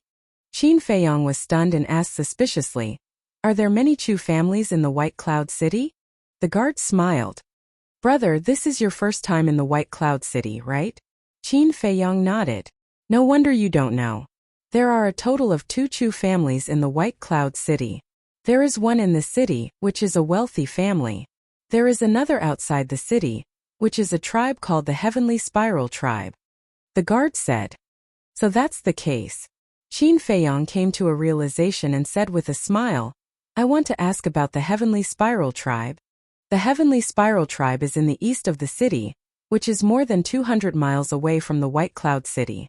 However, forgive me for asking, why are you going to the Heavenly Spiral Tribe? The guard asked. Qin Feiyong said, there are some things I need to settle. The guard nodded and said, then you must be careful. The Heavenly Spiral Tribe is not a friendly place. Not a friendly place? Qin Feiyong was stunned and asked, brother, what do you mean? The guard said with disgust, The Heavenly Spiral Tribe is a super tribe in our area. They are usually arrogant, self-righteous, and look down on others. In short, no one likes them in the White Cloud City. It can't be. Qin Feiyong was stunned for a moment. He didn't expect the Heavenly Spiral Tribe to have such a bad reputation. I'm not lying to you. In our White Cloud City, the Heavenly Spiral Tribe is famous for being overbearing. Some of the disciples in the tribe often bully men and women in the White Cloud City. The guard said. Young Master Hao raised his eyebrows and asked, Does the White Cloud City not have a city lord? Of course. But our city lord doesn't dare to interfere. The guard sighed. Why? Young Master Hao was suspicious. Because the Heavenly Spiral Tribe's leader has a daughter called Chu Xian. She entered the main tower and is a disciple of the main tower. A disciple of the main tower has a noble status. How would our city lord dare to offend her? The guard shook his head. Young Master Hao was furious and said, Just because a daughter entered the main tower, they dare to be so arrogant. They have no respect for the law. Law? Little brother, you must be joking. Things like the law are only targeted at us, the weak. To the Heavenly Spiral Tribe, their words are the law. The guard sneered. Young Master Hao clenched his fists. His eyes were extremely gloomy. Qin Feiyong glanced at young Master Hao and said inwardly, Are you angry? This is the way of the world. Even though the Forgotten Continent is under your father's control, the heavens are high and the emperor is far away. Who would really listen to him? Sigh. Young Master Hao sighed deeply. The more he was involved in the world, the more he felt that this world was strange. It was completely different from what he imagined. Qin Feiyong looked at the 4 bodyguards and calmly asked, Then for big brothers, are you familiar with Chu Xian? What do you think of her as a person? One of the guards said, We were all born in the White Cloud City. Of course we are familiar with Chu Xian. As for her, scram. Suddenly, a loud shout interrupted the guard's words. Qin Feiyong and the other 2 turned around and saw a purple-clothed youth of 18 or 19 years old riding a giant golden tiger on the main road in the distance. He was rushing towards them. His face was filled with an insufferably arrogant expression. Behind the purple-clothed youth was a group of burly men in tight robes. They were also riding giant black tigers. They looked ferocious and aggressive. Oh no, they're here again. The 4 guards' expressions changed. Qin Feiyong looked at the 4 guards and frowned. Who are they? That purple-clothed youth is called Chu Outyan. He's the son of the Heavenly Spiral Tribe's leader. This person is extremely arrogant because of the faction behind him. He doesn't take anyone seriously. He even dared to scold our city lord. The 4 guards said. Qin Feiyong raised his brows. The son of the Heavenly Spiral Tribe's leader. Wouldn't that make him Chu Xian's younger brother? In that case, he would be Fatso's brother-in-law in the future. Suddenly, a scream was heard. Qin Feiyong turned around and saw a passerby who did not dodge in time and was sent flying by the giant golden tiger under Chu Outyan. He spat out blood. Stop! Chu Outyan looked at the passerby and shouted at the giant golden tiger under him. Roar! The giant golden tiger let out a roar and immediately came to a halt. Seeing this, Qin Feiyong thought that Chu Outyan was going to apologize to the passerby. However, what he did not expect was that Chu Outyan did not apologize. Instead, he looked down at the passerby and shouted, How dare you block my way? The passerby's eyes trembled. He did not care about the injuries on his body and hurriedly knelt on the ground and begged, Young Master Outyan, I was wrong. Please spare my life. Do you think you can settle this with just I was wrong?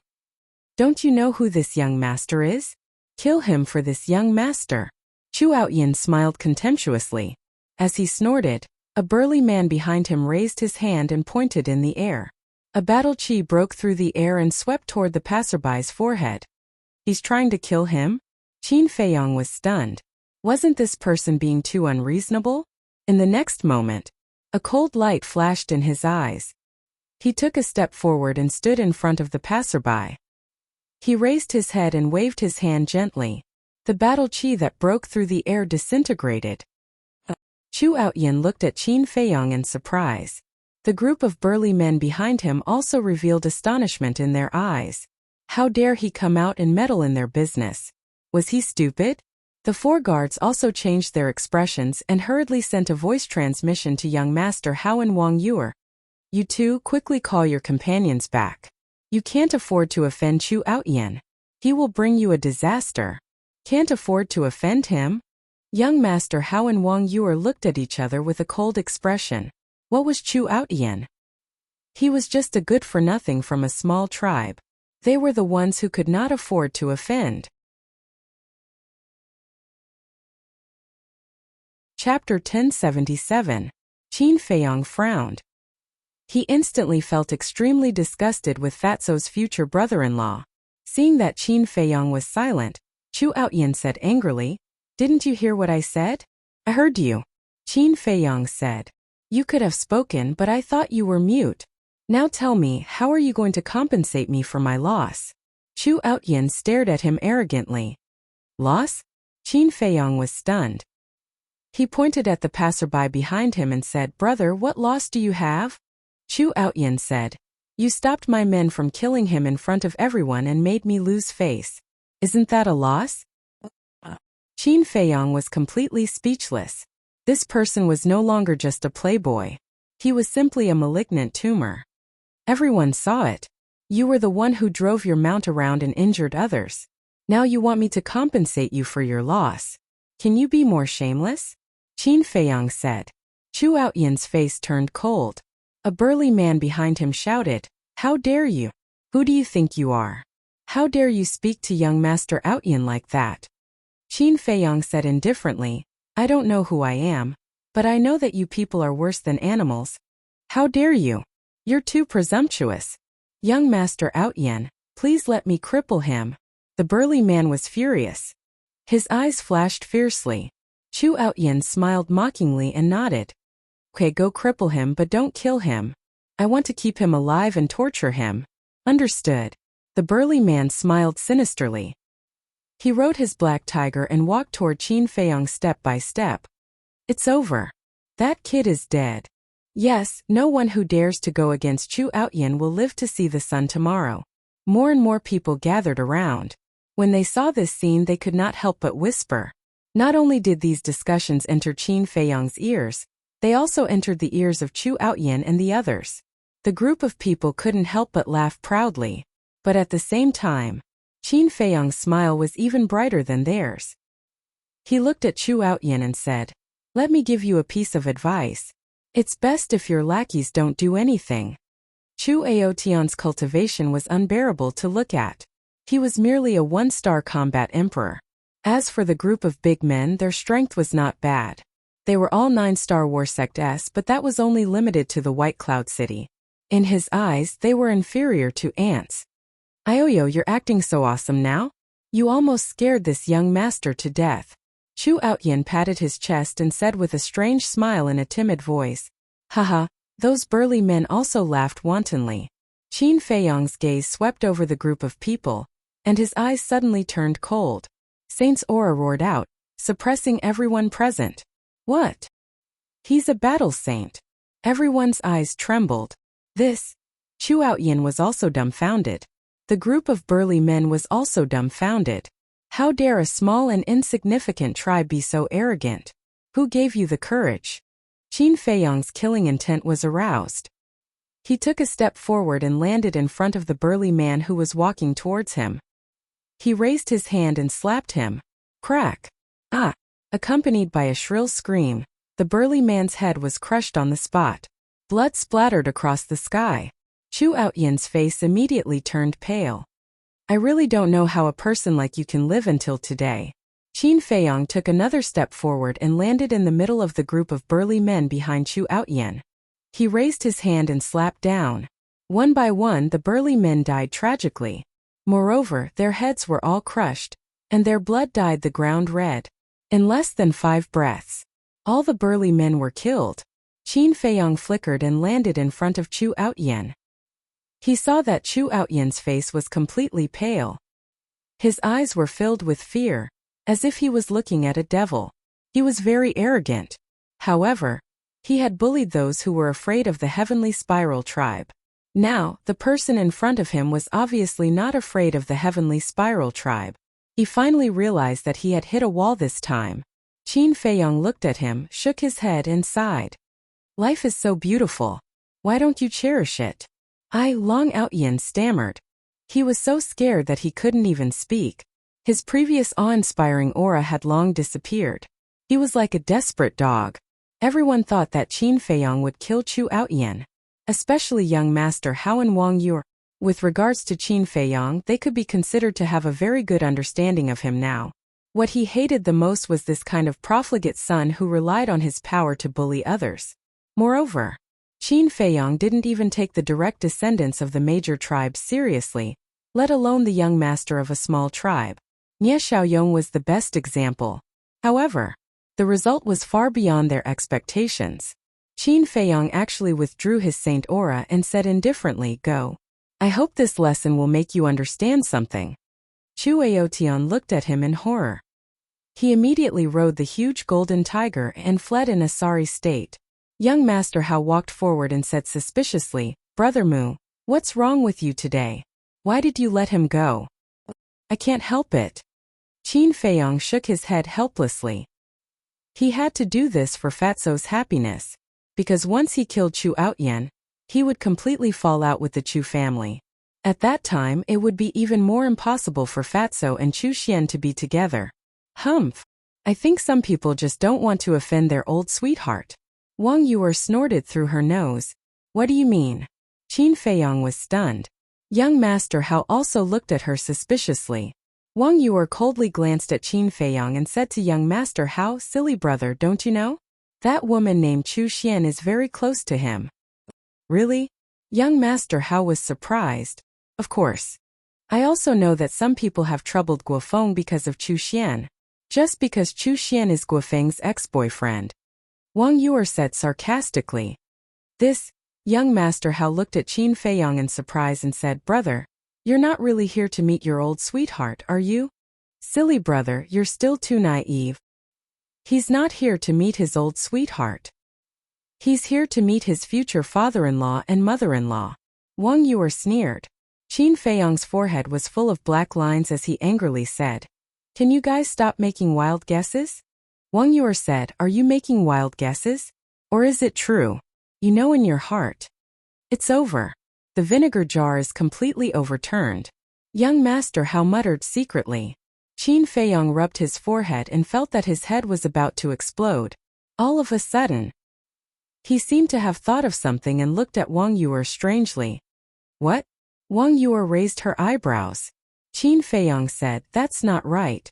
How do you know about Chu Xian and me so clearly? Are you investigating me behind my back?" Wang Yu immediately became unnatural and shouted angrily, "Who do you think you are? Do you think I'll investigate you? Don't be narcissistic." "Investigate?"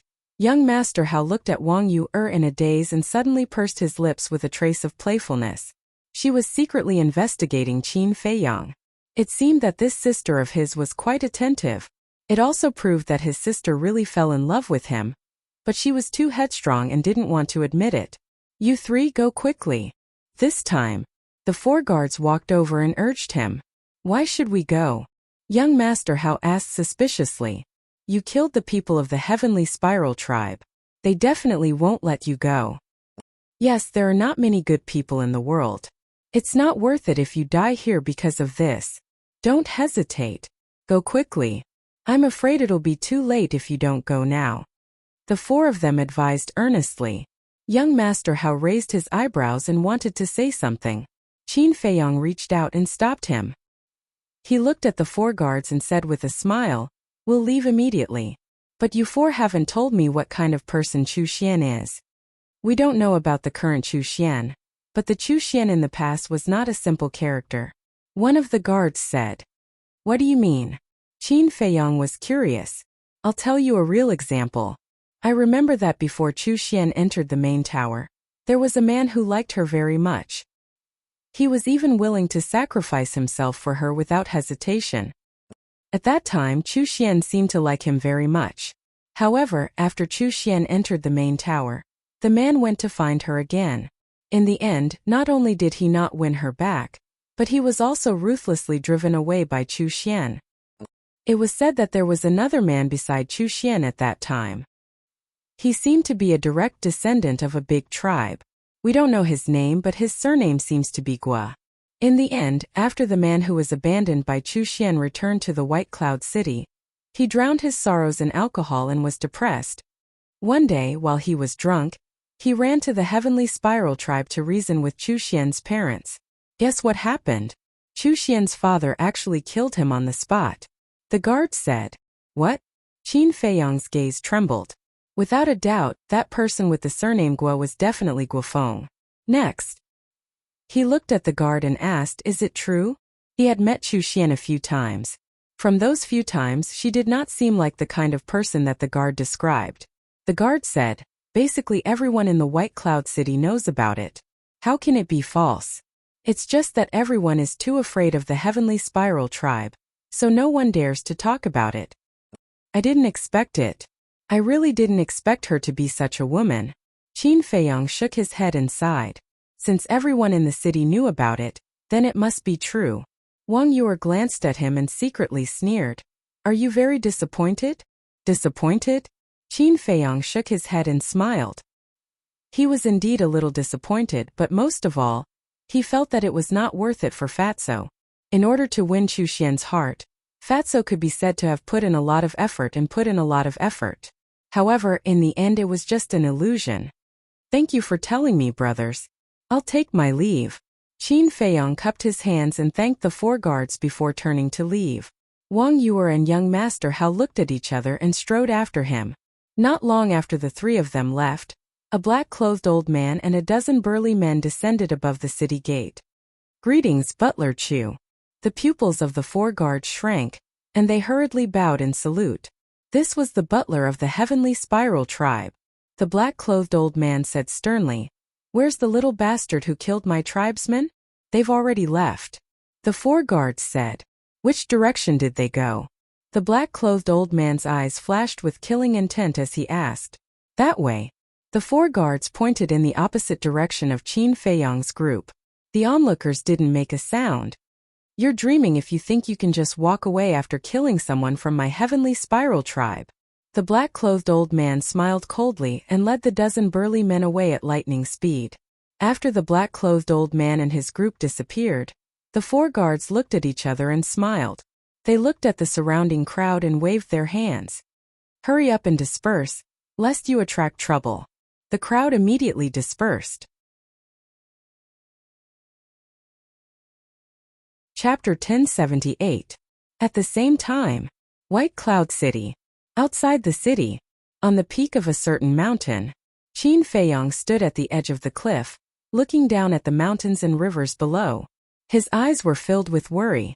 He really did not know how to tell Fatso about this, because this was the first time Fatso truly fell in love with a woman.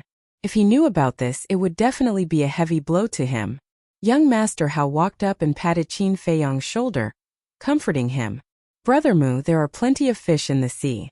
Why do you have to hurt yourself over such a woman?" He really thought that there was something between Qin Feiyang and Chu Xian. "Why are you comforting him? He asked for it. Serves him right." Wang Yuer gloated. Qin Feiyang shook his head and smiled bitterly. "The one who likes Chu Xian is really not me." The 2 looked at each other, their eyes full of suspicion. Qin Feiyang turned to Wang Yuer and said helplessly, "I wanted to tell you just now, but you didn't let me. In fact, it's one of my brothers who likes Chu Xian." "This?" The 2 looked at each other. Young Master Hao asked, "Are you sure it's your brother who likes her and not you?" Qin Feiyang smiled bitterly. "Do I need to lie to you about this?" Young Master Hao said, "Of course. What if you don't want us to laugh at you because you want to save face? That's why you came up with such a lousy excuse. With your imagination, it's a pity that you don't become a scriptwriter." Qin Feiyang rolled his eyes and said, "You should have heard of my brother. It's that Fatso who taught Nia Xiaoyong a lesson yesterday." "It's him." Young Master Hao came to a realization and chuckled. "I knew it. My sister is such a beautiful and capable woman, but you don't like her. How could you like a woman like Chu Xian?" Wang Yuer had just heaved a sigh of relief when she heard young Master Hao's words. Her face darkened immediately. She said angrily, No one will think you're mute if you keep quiet. Young Master Hao smiled embarrassedly, then looked at Qin Feiyong and said, since your brother likes her, what are you doing here? I'm just here to sound out Chu Xian's parents. Qin Feiyong sighed helplessly and briefly explained the situation. I see. Then this brother of yours really has no foresight. Young Master Hao shook his head. You can't blame him for not having a good eye. Chu Xian hid it so well that even I didn't notice it. The problem now is that I don't dare to tell him these things because he will definitely break down. Qin Feiyong rubbed his temples, his face full of worry. Wang Yuer said, you'd better not hesitate about this. Tell him as soon as possible so that he won't fall deeper and deeper. As for whether he will collapse or not, it depends on his endurance. Who? Qin Feiyong glanced at her, exhaled deeply and took out an image crystal. Wang. Very soon. Fatty's silhouette floated out. Seeing that it was Qin Feiyong, Fatso immediately asked expectantly, Boss, how is it? You'd better not expect too much. Qin Feiyong said. Fatso's face fell immediately, and he said, they still don't agree? Qin Feiyong sighed and said, I haven't gone to see them yet, but I've heard some things in White Cloud City. You'd better be mentally prepared. You didn't go? Fatso was stunned, and he rolled his eyes at Qin Feiyong speechless. You almost scared me to death. Tell me, what did you hear? Chu Xian is not the kind of person you think. Qin Feiyong told Fatso everything he heard in detail. There was no suspense. Hearing this, Fatso felt as if he was struck by lightning. I don't believe it. You must be lying to me. Yes, you're lying to me. She's definitely not that kind of person. After a moment of silence, Fatso exploded, and he shook his head frantically, his face full of disbelief. Calm down. Qin Feiyong shouted. No. I can't calm down. I'm going to ask her face to face. Fatso shouted hysterically. Enough. If you continue like this, I'll be angry. Qin Feiyong shouted. Fatso quivered, and he looked at Qin Feiyong and said, Boss, you don't understand how I feel now. I understand. It's because I understand that I hesitated for a long time whether to tell you. Qin Feiyong sighed. Fatso said anxiously, but I can't believe it. I've been with her for so long, and she's not that kind of person. All right. I know that no matter what I say now, you won't believe it. Wait for me, I'll confirm it for you. And before I confirm it, don't go looking for her again. If I find out that you secretly went to look for her, then don't blame me for being hostile. After Qin Feiyong finished speaking, he turned off the image crystal. Young Master Hao sighed. This brother of yours is very affectionate. Qin Feiyong smiled faintly. After all, it's the first time. Then how many times are you? Wang Yuer asked without warning. Qin Feiyong instinctively wanted to answer, but fortunately, he was alert and reacted. He squinted at Wang Yuer and said indifferently, what does it have to do with you how many times I've done it? Young Master Hao patted Qin Feiyong's shoulder and laughed. Brother, don't pretend. I think you haven't even done it once. So you're still a chick. Wang Yuer covered her mouth and laughed. Qin Feiyong stared at young Master Hao in dissatisfaction. Why did this guy always undermine him? Professional demolition business? Then he looked at Wang Yuer and said jokingly, you're so good at talking. Then tell me, how many men did you have before? Get lost. Wang Yuer immediately shouted coldly. He made it sound like she was a fickle woman. Although she did like to rape some stinky men before, she was still very pure, okay? And she had never done anything out of line. Only you can say it but not me. Is there a person as reasonable as you? Qin Feiyong snorted coldly. You're a man, okay? Is that all you can do? Wang Yuer said angrily. Men are also human beings. Why must they be bullied by you women? Qin Feiyong glanced at her indifferently. Wang Yuer was furious. Okay. You start quarreling without saying a word. I really admire you. Young Master Hao rolled his eyes at the two of them, looked at Qin Feiyong and said, how do you want to prove it? You know, Chu Xian will never admit this kind of thing in person. I don't know either. Qin Feiyong shook his head and felt a headache coming on. Wang Yuer said, in my opinion, Chu Xian just treats your brother as a spare tire. Spare tire? Qin Feiyong looked at her suspiciously. To be honest, your brother is really not good looking. With Chu Xian's taste, it would be strange if she fell in love with him. I guess that Chu Xian may have seen that he has a good relationship with you, so she hasn't rejected him, Wang Yuer said. Qin Feiyong was stunned and said, now that you mention it, it reminds me of something Fatso said to me. What is it? Wang Yuer asked. Qin Feiyong said, Fatso said that Chu Xian was neither close nor distant to him, and she seemed to be playing hard to get. That's right. I'm a woman and I know women. Chu Xian must value your relationship with Fatso. I can guarantee that once someone better than Fatso appears, she will dump Fatso without hesitation. There's another possibility. She's using Fatso to find an opportunity to get close to you. After all, you're now the Chief Tower Master's disciple. As long as she hooks up with you, the Heavenly Spiral tribe will definitely soar. Wang Yuer speculated. Young Master Hao frowned and said, if that's the case, then she's too much. If that's the case, I'll make her regret it for the rest of her life. Qin Feiyong's eyes flashed coldly. He looked at the two of them and said, I want to make a trip to the Heavenly Spiral tribe. Do you want to go back first? Young Master Hao smiled and said, since we're already here, let's go together. Wang Yuer said, I also want to see what kind of people this tribe is. You really like to join in the fun. Qin Feiyong shook his head and laughed. He then jumped down and disappeared into the mountains below. Young Master Hao looked at Qin Feiyong's back and turned to Wang Yuer. He smiled and said, sister, you can rest assured now. Rest assured about what? Wang Yuer said indifferently. Still pretending? I already know what you're thinking. Don't hide it. If you love, say it out loud. If you expect Ancestor Mu to take the initiative to tell you, that's impossible.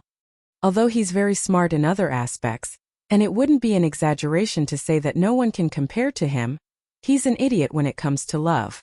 Young Master Hao chuckled. I'm a woman. Why should I take the initiative? Wang Yuer snorted in dissatisfaction. See, admit it yourself. Since you've admitted it, then let go and love. Life is short, don't leave any regrets. Young Master Hao patted Wang Yuer's shoulder and jumped, chasing after Qin Feiyong. Wang Yuer was stunned, then gritted her teeth and said angrily, you little bastard, how dare you trick me? See how I'll deal with you. After saying that, she chased after him fiercely. Heavenly Spiral tribe.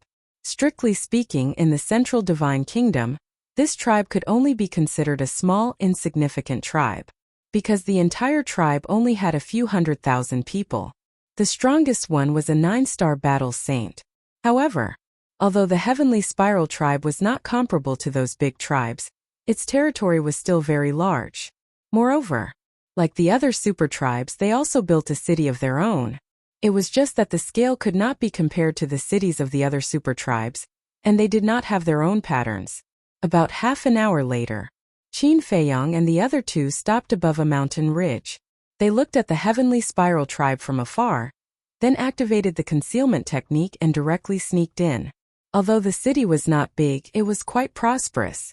The streets were bustling with people, and the shops on both sides were dazzling. The three of them walked openly on the street, and no one could see them. Young Master Hao sent a sound transmission. Brother Mu, the more I look at your concealment technique, the more I like it. How about this? I'll use the divine art I got from the land of inheritance to exchange with you. In your dreams, Qin Feiyong said without turning his head. In terms of practicality, the concealment technique was more valuable than the divine art.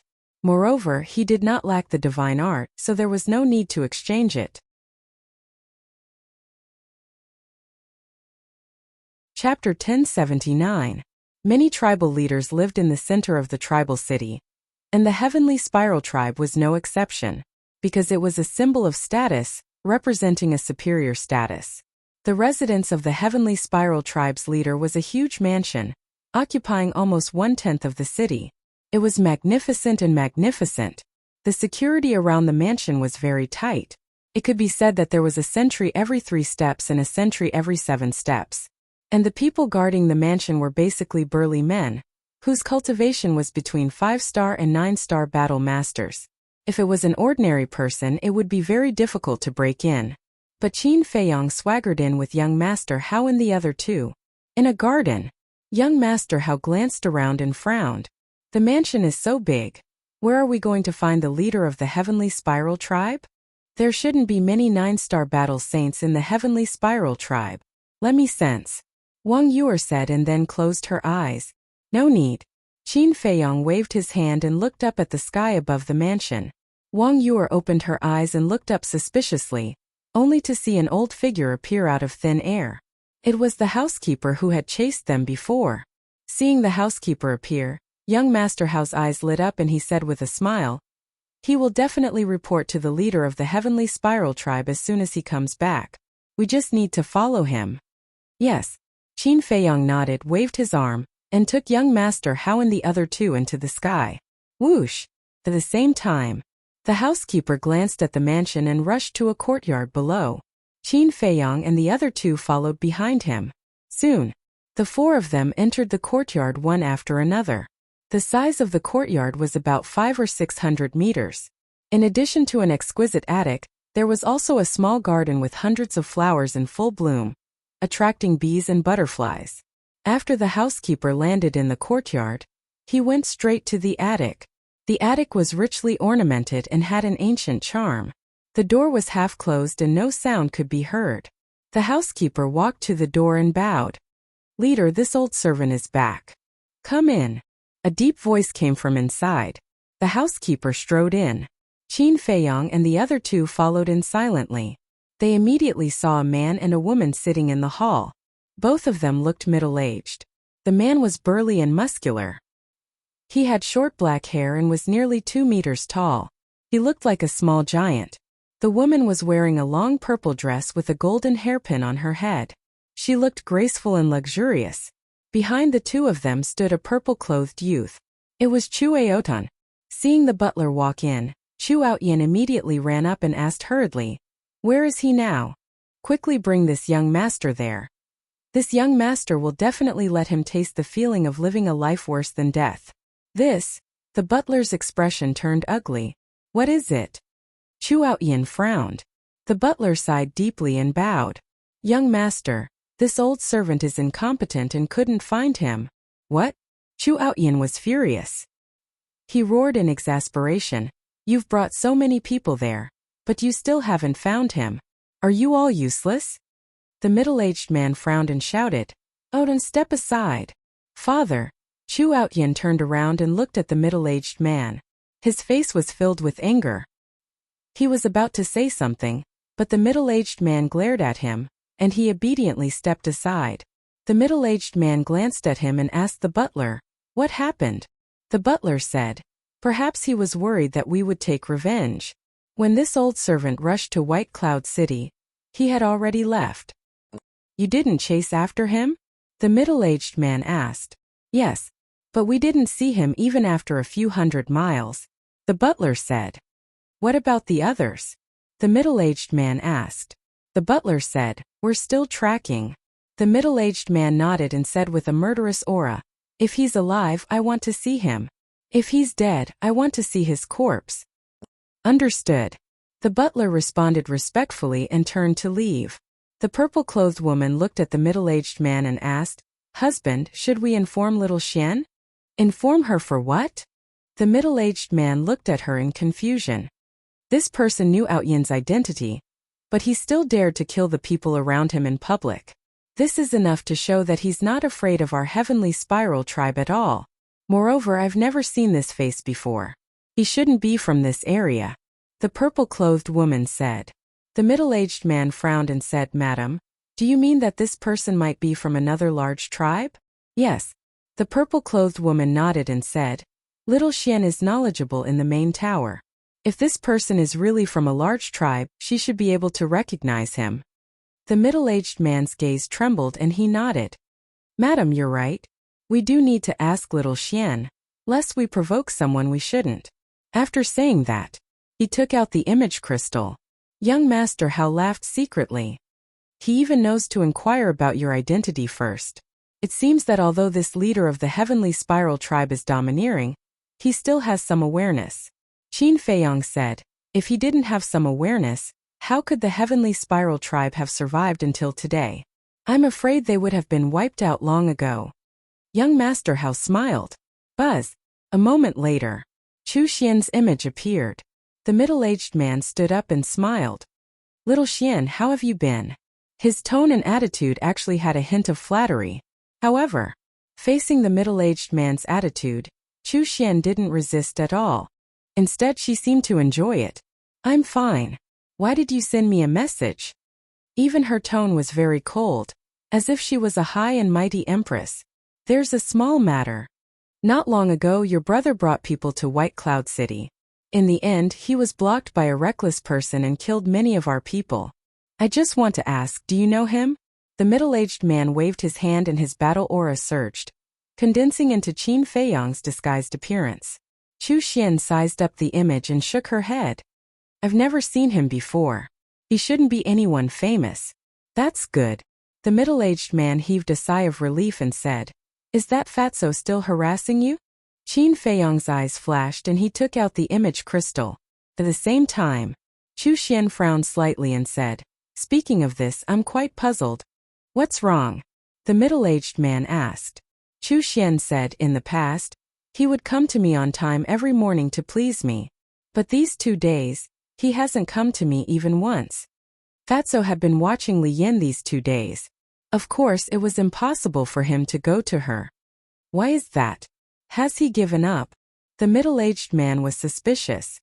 It shouldn't be possible, because if he had given up, he would have done so long ago. There's no need to pester me for so long. But it doesn't matter. Anyway, my goal is to admire my ancestor. If it weren't for his good relationship with my ancestor, I wouldn't have bothered with him. Chu Xian snorted coldly. That's right. He should look in the mirror and see what kind of person he is. He still wants to eat swan meat. How ridiculous. The middle-aged man also laughed. Sure enough, I guessed right. Wang Yuer muttered.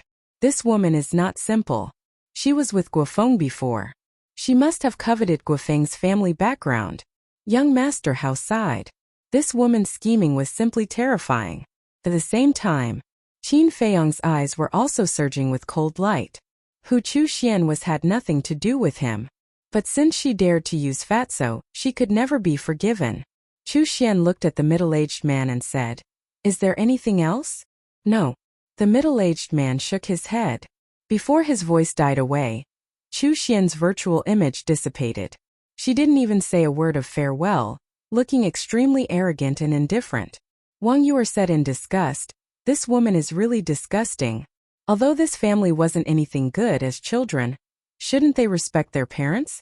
But she couldn't find the slightest respect on Chu Xian's face. She even treated her own parents like this, let alone outsiders. She was very bad. Young Master Hao turned to look at Qin Feiyang and asked, "What are you going to do?" "Let them despair and regret." Qin Feiyang's eyes flickered. He put away the image crystal and left with young Master Hao and Wang Yu. The main tower. Soothing Lake. Qin Feiyang and the other two sat at the tea table, drinking tea silently. Next to them, Fatso raised his head and stared at the image transmitted by the image crystal. His hands were tightly clenched together, and his face was full of pain. Ever since Qin Feiyang sent him a message, he had been praying that this was a misunderstanding. However, the truth beat him mercilessly. "So you were just using me. I like you so much, why did you do this to me? You're too ruthless." He muttered to himself and tears came out uncontrollably. Qin Feiyang couldn't bear it. He put down the teacup, got up and patted him heavily on the shoulder, saying, "A man bleeds but not tears." Fatso wiped away his tears, turned to look at Qin Feiyang, and said, "Boss, I want the Heavenly Spiral tribe to disappear." Every word was sonorous and powerful, containing an undispersible murderous intent. Qin Feiyang nodded and said, "The Heavenly Spiral tribe will disappear, and it won't be too late. Leave this matter to me." Young Master Hao got up and smiled. Wang Yuer frowned and said angrily, "What are you doing?" This young master also doesn't like them. Young Master Hao shrugged. Qin Feiyang turned to look at young Master Hao, cupped his hands and said with a smile, "Thank you. We're family, what's there to be polite about?" Young Master Hao rolled his eyes at him, looked at Fatso and said, "Don't worry, this young master will make that woman suffer so much that she'll beg you to marry her. I'm no longer interested in such a woman." However, if I can see her in pain and despair, it's also pleasing to the eye. Fatso sneered. Ha! After suffering such a blow, you can still calm down so quickly. Your psychological quality is quite good. Originally, we were still worried that when you found out about this, you would seek death. Young Master Hao laughed. What a joke! After following boss for so many years, how can my psychological quality not be strong? This little blow at most will only make me sad for a while. Seek death? That doesn't exist. Fatso shook his head and said. Young Master Hao gave him a thumbs up and said, I admire you. The fatty said, I also quite admire you. You turned from a hedonistic son of rich parents to a young and promising man in such a short time. Young Master Hao was stunned and said speechlessly, when was I a playboy? Moreover, even if I'm a playboy, I'm much better than that Chu Outyen. Fatso nodded seriously and said, yes, not as good as the best, but better than the worst. Young Master Hao's face darkened, and he said angrily, why are you so annoying? Can't help it, I was born to be annoying.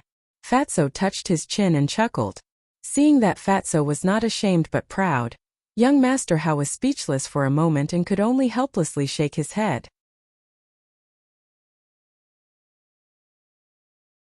Chapter 1080. After chatting for a while, Fatso got up and left, continuing to keep an eye on Li Yan. Young Master Hao and Wang Yu were also left. Heavenly Spiral Tribe. Chu Xian. A cold glint flashed in Qin Feiyang's eyes. He walked up to the second floor, sat on the balcony, took a battle chi pill and closed his eyes to cultivate. Time passed in the blink of an eye and night fell.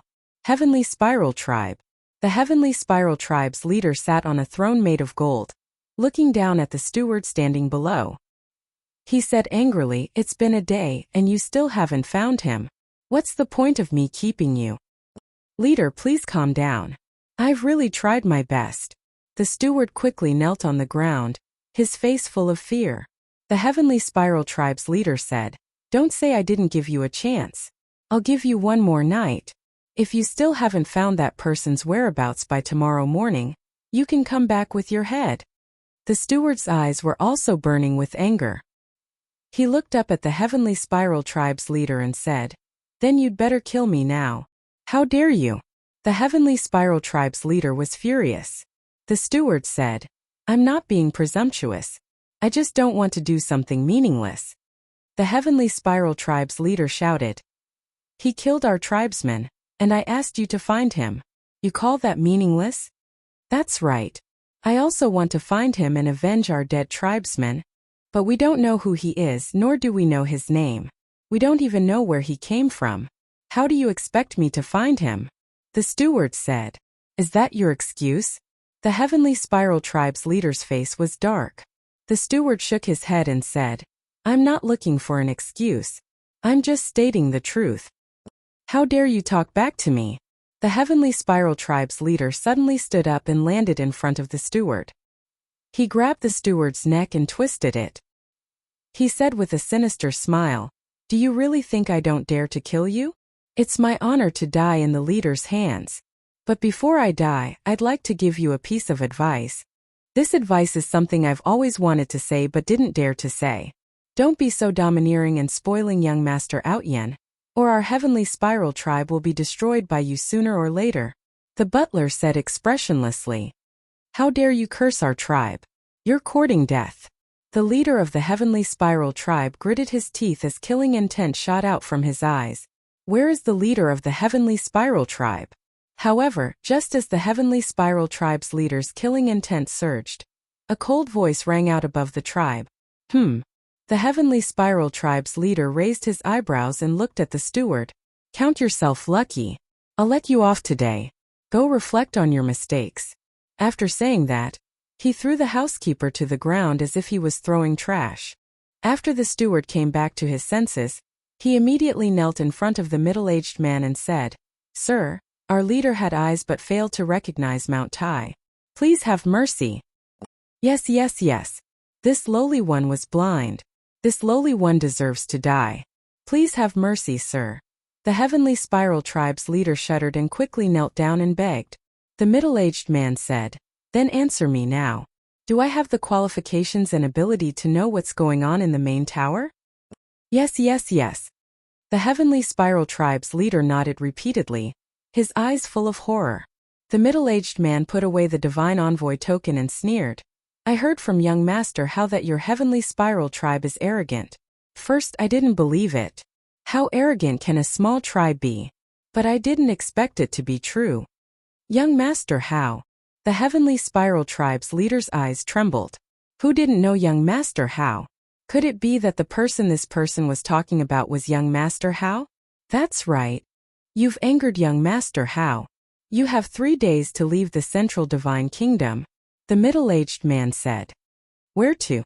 The Heavenly Spiral Tribe's leader asked. The middle-aged man said, back then, Qin Feiyong killed everyone in the first district. It's been reduced to ruins. You can go to the first district to reclaim it. The Heavenly Spiral Tribe's leader's face turned pale. He nodded and said, okay. This lowly one will bring the steward to the first district tomorrow. No matter how unwilling he was, he dared not disobey the main tower's order. Did you misunderstand what I meant? I'm not talking about the two of you. I'm talking about the entire Heavenly Spiral Tribe. The middle-aged man said. What? Both of them trembled. The entire tribe had to go to the first district? Wasn't that the same as being expelled from the Central Divine Kingdom? Sir, the Central Divine Kingdom is our route. You can't force us to leave our homeland. This lowly one knows his mistake. Please let us go. Even if you want this lowly one to die, don't expel us from the Central Divine Kingdom. The two of them kept kowtowing and begging for mercy. The people in the city below were also in an uproar. They were panicking. The middle-aged man was not moved at all. He said indifferently, it's useless to beg me because this is young Master Hao's order. Hurry up and get ready. I'll personally send you on your way in 3 days. Actually, this is a good thing for you because there's no one else in the first district. You can dominate as much as you want. The middle-aged man sneered, opened the portal and left without looking back. The two of them watched the portal disappear and collapsed powerlessly. The steward said in despair, Chief, did you see that? This is the consequence of your arrogance. I know I was wrong. Steward, can you think of a way? We can't go to the first district. The chief of the Heavenly Spiral Tribe looked helplessly at the steward. Although they were just a small tribe in the Central Divine Kingdom, they were already considered a super tribe compared to the tribes in the 9 regions. Moreover, the Central Divine Kingdom and the 9 regions were very different. If the people in the Central Divine Kingdom were compared to the nobles, then the people in the 9 regions were the commoners. The most important thing was, in the Central Divine Kingdom, it was not so troublesome for the tribe's disciples to enter the main tower as long as they were talented enough. But once they went to the first district, it was almost impossible to enter the main tower. This was equivalent to banishing them to the first district and letting them fend for themselves. Sigh. The steward looked at the chief of the Heavenly Spiral Tribe and sighed. We can only look for the young miss now. Is it useful to look for her? Maybe even she has been expelled from the main tower. The chief of the Heavenly Spiral Tribe said in despair. Of course it's useful. As long as she agrees to marry that Fatso, then with the relationship between Fatso and Ancestor Mu, we can definitely persuade him to help us. The steward said. Yes. Why didn't I think of that? Ancestor Mu is the direct disciple of the main tower master. He and young Master Hao usually call each other brothers. As long as he is willing to help, we can definitely escape this disaster. The chief of the Heavenly Spiral Tribe's eyes lit up. He immediately took out an image crystal and sent a message to Chu Xian. At the same time, Jian Feng, Fatso stood behind a bush and looked at Li Yin sitting on the edge of the cliff from afar. He muttered impatiently, how long is this woman going to stay here? Since she learned that she was going to marry Fu Anshan, Li Yin had been sitting on the edge of the cliff, motionless. No one knew what she was thinking. Boss, why don't you just tell her that He is not dead and everything will be fine? Why do you have to make things like this? Fatso shook his head helplessly. He glanced around and found a stone. Then he sat on the stone and looked at Li Yin in boredom. But not long after he sat down, Li Yin suddenly got up, looked at the dark night sky, and flew toward the mountain range ahead. Fatso was surprised and immediately got up to follow her. But at this moment, the image crystal in his arms moved. Who is it? Why is he causing trouble? Fatso raised his eyebrows and took out the image crystal. Buzz! A shadow appeared. It was Chu Xian. However, the vigor of the past had already disappeared, leaving behind only a face of anxiety. Obviously, she already knew about the tribe. A look of disgust flashed in Fatso's eyes. He chuckled and said, "What wind is blowing today? You actually took the initiative to contact me?" Chu Xian hesitated and said, "Well, I have something to. I'm not free now. Let's talk about it another day." But before Chu Xian finished, Fatso directly turned off the image crystal and then pondered. What was going on? Had young Master Hao already started to take action? Forget it. Let's go and take a look. Don't do anything stupid.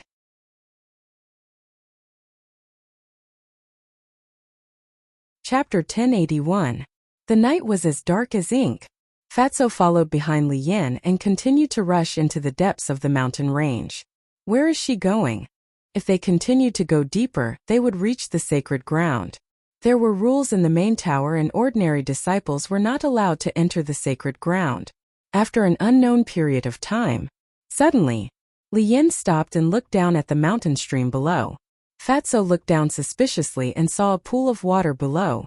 It was about 100 feet deep and the water was clear, but it was dead silent. Li Yan's gaze was on the pool. Is she going to jump into the water and commit suicide? Fatso was surprised. Whoosh! Just as he had this thought, Li Yan suddenly swooped down and her target was the pool. Oh no! Fatso was shocked and hurriedly flew to stop her, but before he got close, he stopped again. He saw that Li Yan did not jump into the water to commit suicide, but landed by the pool and stared at the water. However, Fatso did not dare to let his guard down. After facing repeated blows, Li Yan must be feeling very uncomfortable now, and might suddenly do something stupid.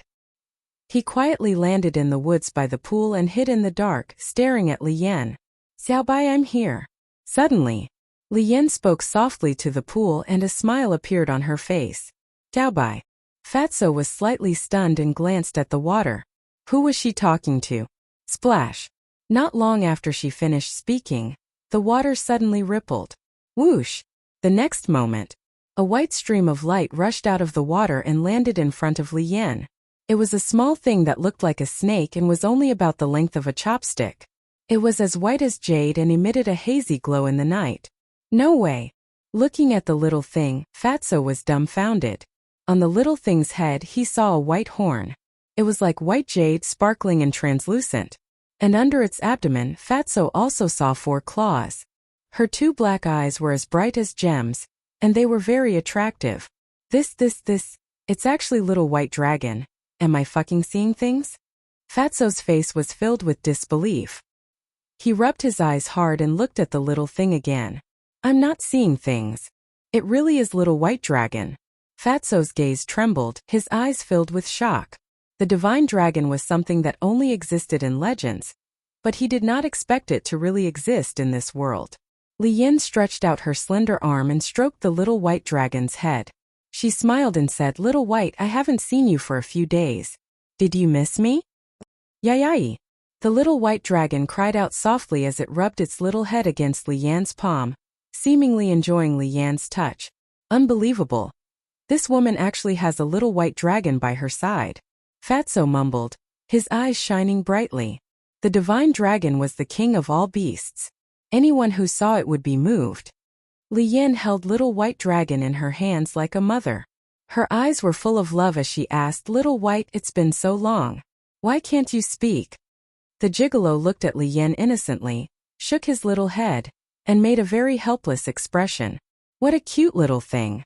Li Yan hugged little white dragon lovingly and sat on a green rock by the lake. She looked at the faintly discernible crescent moon in the dark clouds, and a worried expression appeared on her face again. How nice would it be if Grandpa Fatty was that little white dragon? Looking at the little white dragon rubbing against Li Yan's chest, Fatty's face was filled with jealousy and hatred. They were both living beings, but why was there such a huge difference? The night wind was a little chilly. Little white dragon gradually noticed Li Yan's abnormality, and raised its little head to look at her suspiciously. "Little white, do you know? So many things have happened during this period of time, and I can't hold on any longer. Lian murmured. Little White Dragon looked at her as if it understood. Lian retracted her gaze and looked at Little White Dragon's lively eyes with a smile. You don't understand yet. Little White Dragon pouted to express its dissatisfaction. Little thing, I'm in a good mood after seeing you, but this might be the last time I'll come to see you. Lian sighed, her expression filled with loneliness. Little White Dragon still had a confused look on its face. Next, Lian said a lot more to Little White Dragon.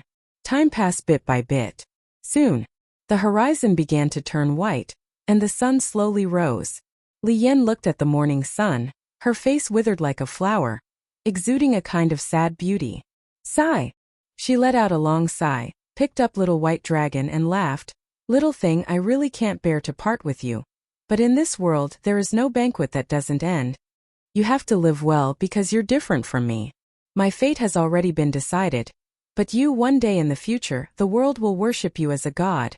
No one can restrain you. And no one dares to control your fate. After Lian finished speaking, she held Little White Dragon and extended it towards the pool, smiling. Go. Yeah. Little White Dragon did not jump into the pool. It waved its claws, as if it was trying to express something. Lian said, Are you saying that we will go to the outside world together in the future? Little White Dragon nodded repeatedly. Lian's expression was slightly gloomy, but then she smiled and nodded. All right, I'll wait for you. Little White Dragon cried out excitedly a few times, then intimately stuck out its tongue and licked Lian's palm, then turned around and jumped into the pool, disappearing. The surface of the water quickly calmed down. It's finally time to leave. That night, the most boring person was Fatso. He couldn't do anything and just kept squatting there. He was about to get sick from holding it in. However, he stood there, looking at Lian, only to see that Lian had not left.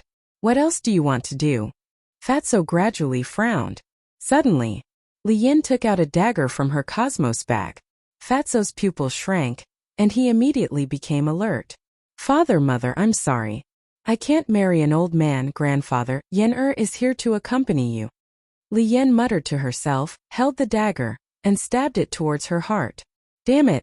I really did something stupid. Fatso's face changed. Like an ape, he jumped out and instantly landed in front of Lian, and then grabbed Lian's wrist. The dagger had already cut through Lian's clothes and almost pierced her heart. Fortunately, I made it in time, otherwise I would have been scolded to death by the boss. Fatso wiped his cold sweat, grabbed Lian's dagger and said angrily, Why are you so stupid? What's in it for you? Fatso's sudden appearance surprised Lian. Fatso said helplessly, I have been watching you in secret, afraid that you would do something stupid. Lian was stunned, then shook her head and said self-deprecatingly, I didn't expect that there would be someone in this world who cares about me. You asked me what's in it for me, and I told you that I can be free by doing this. Fatso said, Isn't it just some trivial matter? Do you need to be so pessimistic? My grandfather who loved me the most is dead. Father wants me to marry an old man. Is this still a small matter? Lian stood up and stared at Fatso angrily, roaring. What's the big deal? Who doesn't have any setbacks in their life? If everyone is like you, committing suicide when they encounter something, then wouldn't the world become extinct? Besides, your grandfather doesn't want to see you like this. Fatso said. I know, I understand what you're saying, but when I think about living with Fu Anshan for the rest of my life, I can't help but be afraid. Lian squatted on the ground, hugging her legs in despair and pain. Sigh. Fatso sighed and squatted beside her. He reached out and patted Lian's back, comforting her. No, trust me, everything will be fine. I believe you. But tell me, what should I do? I don't want to marry him. Lian turned around and hugged Fatso, like a helpless child crying bitterly. With the beauty in his arms, Fatso was at a loss for a moment. He raised his hands and didn't know where to put them. In the end, he put his hands on Lian's shoulders and comforted her. Don't cry, you're no longer a child. When you encounter difficulties, you have to face them bravely, not blindly running away.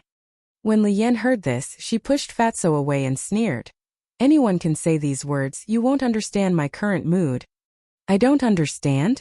Fatso was also angry. He stood up and pointed at Li Yan's nose and scolded together, saying, "Do you think you're miserable?" Chapter 1082. Fatso took out the image crystal, his face full of disgust.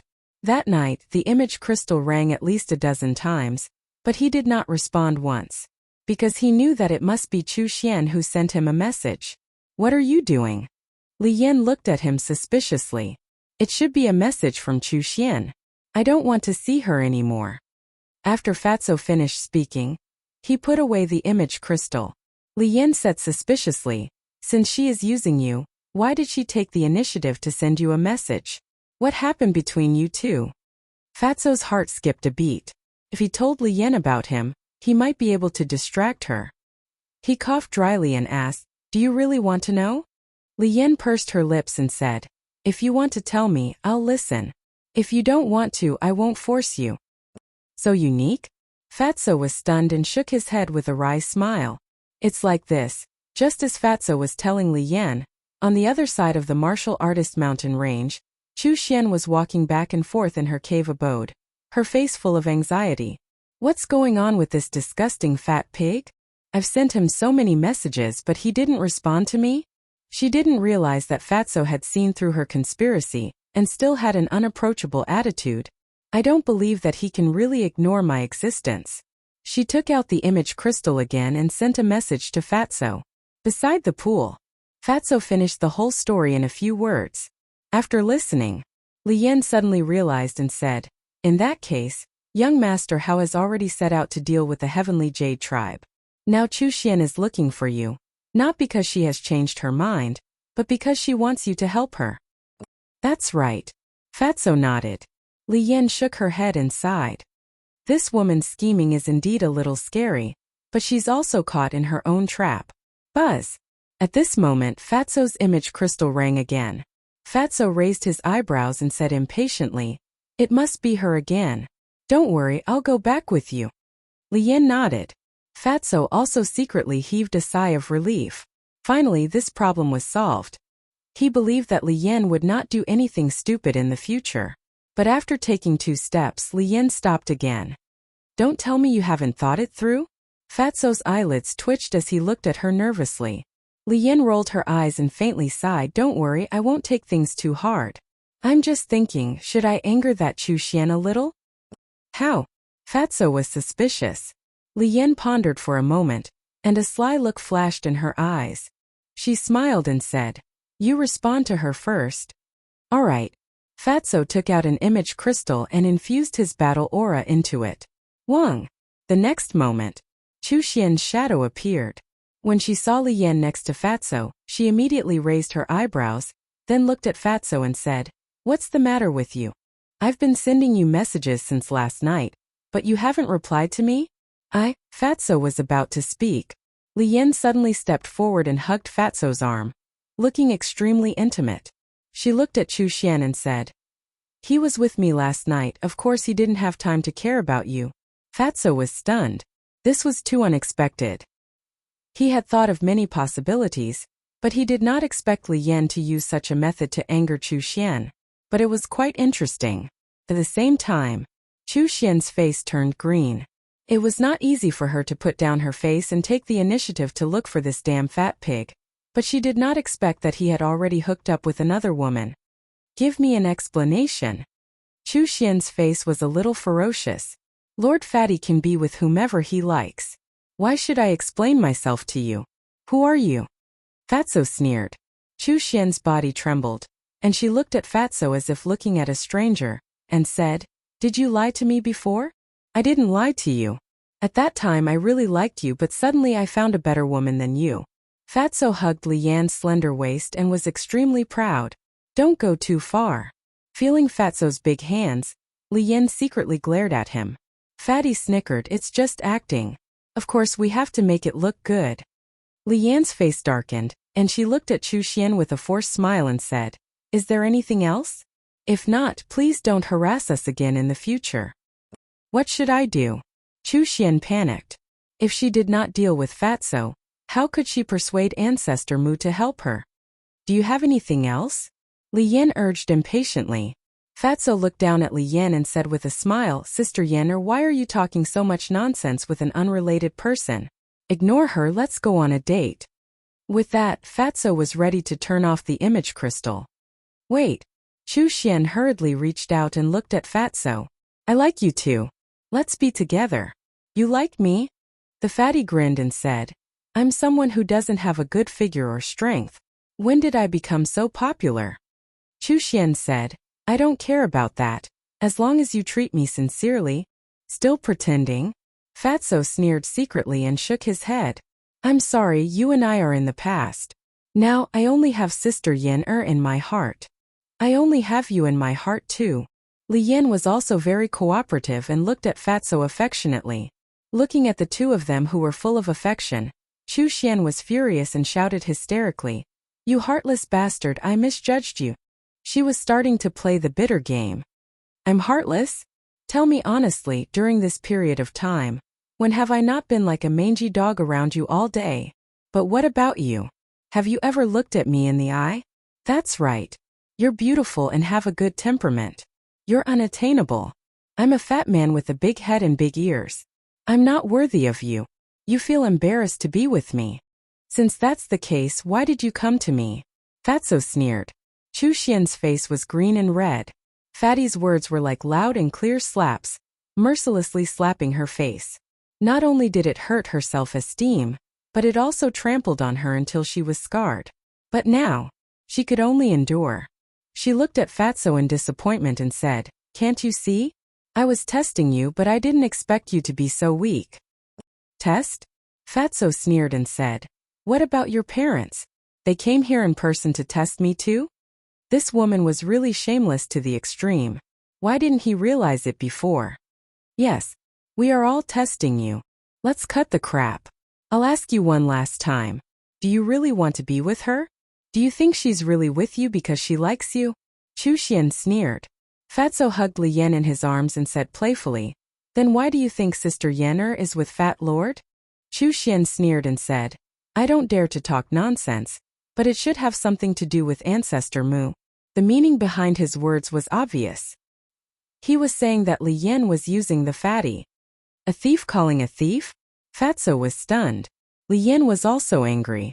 It was Chu Xian who was using Fatso to get close to Ancestor Mu, but now she was biting her back? Did she really think she was easy to bully?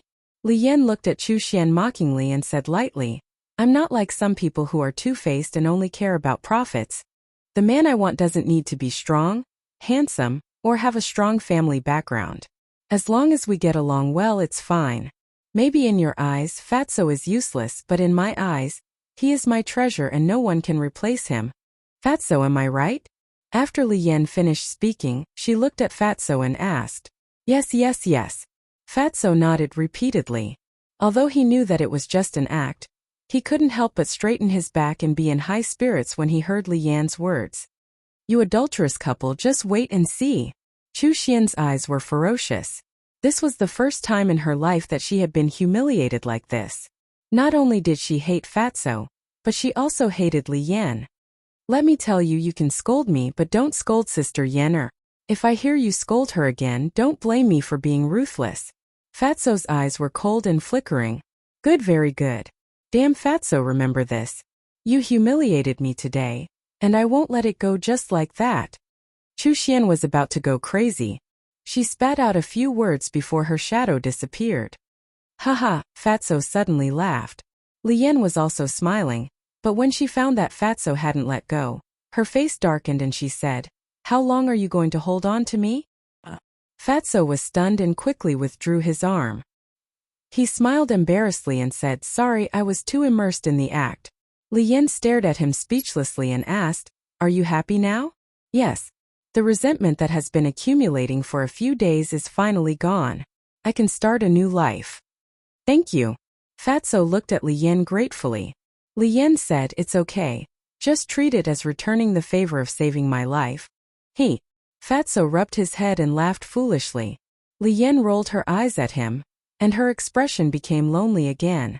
She sighed and said, Sigh, your matter has been solved, but what about mine? I really don't know how to solve it. Fatso smiled and said, Don't worry, that old thing Fu Anshan won't succeed. You want to help me? Li Yan looked at him in surprise. It's a secret, you'll know when the time comes. In short, that old fart wants to eat a cabbage like you, he's daydreaming. Fatso smiled disdainfully. Hearing this, Li Yan's heart inexplicably felt at ease. Fatso said, let's go, Fat Lord will send you back. Li Yan nodded. Then the two of them walked side by side towards the Warrior Mountain range. I have a question to ask you. Haven't you already broken through to the Battle Saint Realm? Why don't you go to the sacred land? Li Yan's voice sounded in the forest. Fatso had already stepped into the Battle Saint Realm. Fatso said, it's to stay by Chu Xian's side. Then you entered the main tower for her?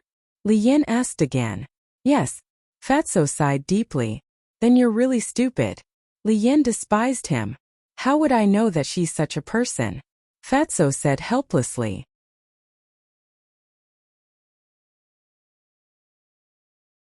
Chapter 1083. Time flew by. There was only one day left before the Heavenly Spiral tribe would be expelled. This morning, Chu Xian came to Soothing Lake and stood by the lake. Looking at the small island in the middle of the lake, she gritted her teeth and flew towards the small island. Roar! However, just as she flew up, a huge beast roared out of the lake. Chu Xian was so scared that her face turned pale. Because it was a sacred beast. The beast stood above the lake like a beast god. It looked at Chu Xian coldly and shouted, the main tower is a forbidden area. Please leave immediately. Chu Xian quickly said, I am a friend of Ancestor Mu. I have something to discuss with him. Please make an exception.